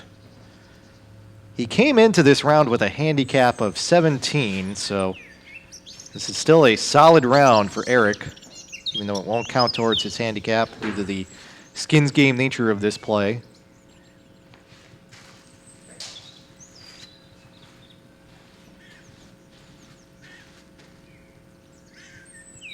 Junio continues with the victory lap. Yeesh. Not the prettiest putt, but it'll stay inside the 6-foot circle, albeit just barely. Call it a bogey for him. That means that technically, even though there isn't much at stake anymore, the skins get split, and we will move to 18. That's a win? Hey, there you go. That is a win for Ryan Wehr. Never mind. I can't count anymore. It's late at night. So there you go. Wehr up to 5. Ryan Wehr turned it on just a little bit too late. Oh, holy crap, I have honors. Wow.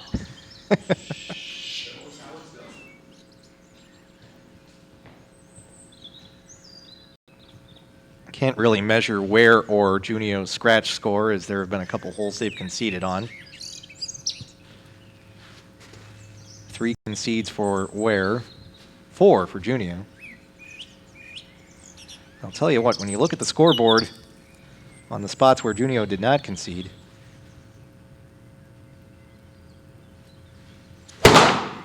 there's a whole heck of a lot of green and red numbers, which are what you want to have.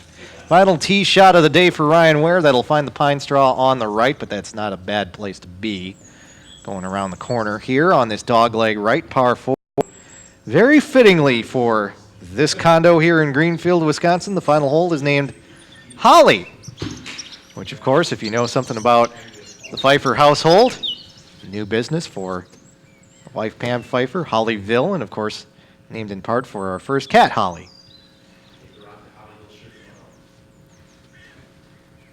Head to Hollyville.com, unofficial sponsor of the Condo Championship. Got to pull a plug something.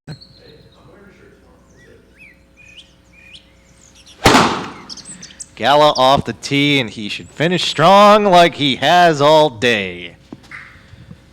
Good round for him. He just ran into too strong of a foe in terms of Paul Junio today.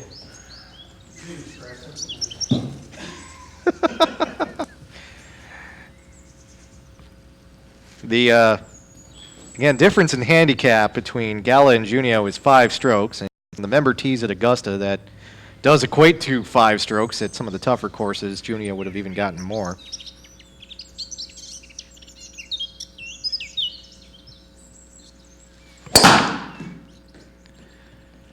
Off the tee has not been where Junio has been strongest today, but at the same time, he's always seemed to land in a spot that just seems to work. And there, even though he's in the pine straw, he's going to have a relative clear shot to the hole on this classic uphill finishing hole. Legends have been made here at Augusta, particularly here at 18, as the sun sets in the Georgia sky.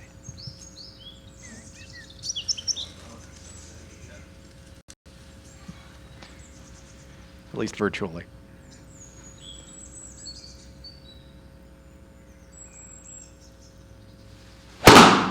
From 205 yards out up the hill, Galla finds the sand trap. Just no luck today for Eric Galla. It's a big weekend for him, and spending some time up here in the state of Wisconsin from his home in Illinois to celebrate his son Christopher's first birthday. Hey, all right. This time last year, much more laborious time for Eric Galla, but he and his wife Nikki got through it and have a delightful son to go for it, and celebrating birthday number 1 this weekend. Wehr from the Pine Needles. That'll stand on the hill 30 yards from the cup.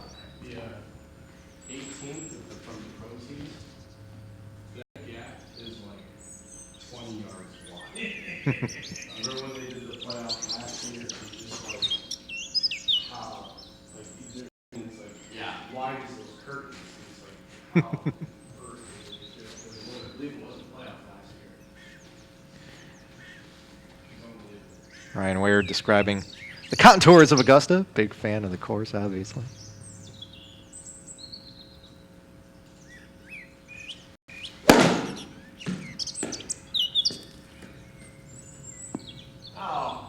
And look at this. Junio goes through the sand trap, up onto the fairway, and back onto the green.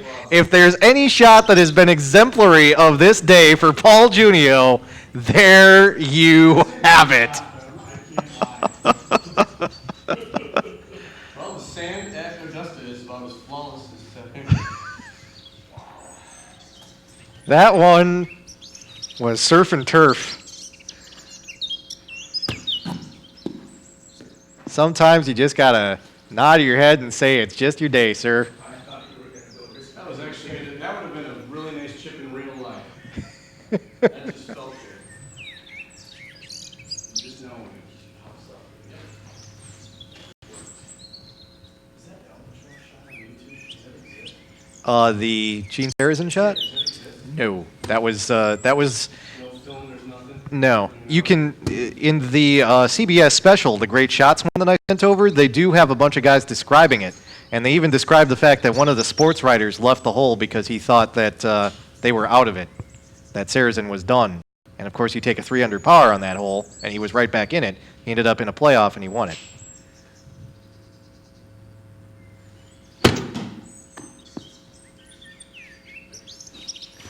Galla just catches the lip of the bunker. And that right there is pretty much your difference in the day between Galla and Junio. Junio, of course, goes through the bunker, up and over, and ends up on the green. Galla just catches the lip of the bunker and ends up right on the front. And again, on a day like this, it can be just those little things that make the difference. And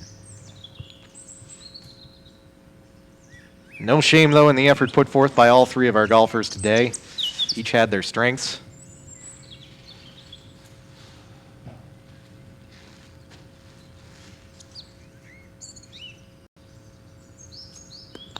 The self-effacing Paul Junio, who is the first one of the 5 to mention how bad of a golfer he can be, who talked repeatedly throughout the first season of the Condo Championship about how he had no chance, and he's going to walk away with the trophy at the end of it all.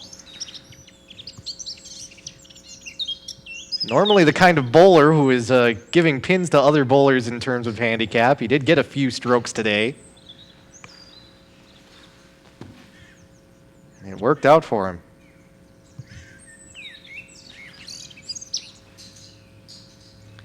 Nearly 6 hours of time on YouTube. We'll maybe see if we can trim some of the first parts off.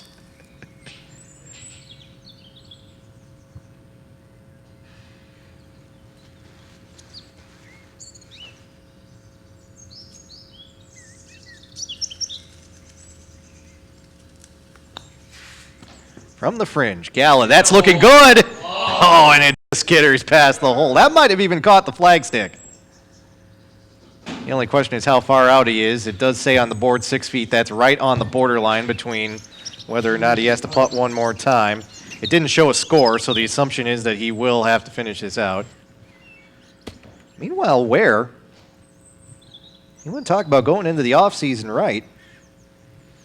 If he can sink this putt, he's got a chance at winning the final 3 skins of this round. Actually, the final 4. That'll just fade to the right for him, but that's a bogey 5.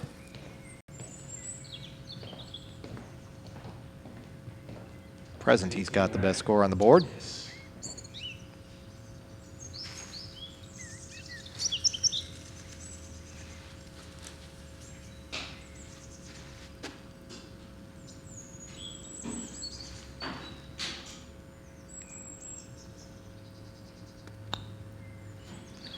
And Junio holds one to finish things out, and that is a par scratch. With Galla lying 4, that means Junio fittingly will take the final skin. He takes half of the skins allotted in this championship. Junio 9, Wehr 5, Galla 4. A good finish for Galla as he takes bogey. I'm going to Goodwill, by the way. I'm going to find some shitty green jackets. And there you have it, folks. The Condo Championship is complete. Paul Junio is your 2018 OptiShot Condo Champion. Oh, I'll look too. Good. And it is time to award the Condo Cup. So let's see here. We'll Take this off and we'll do this and. Thank you, sir.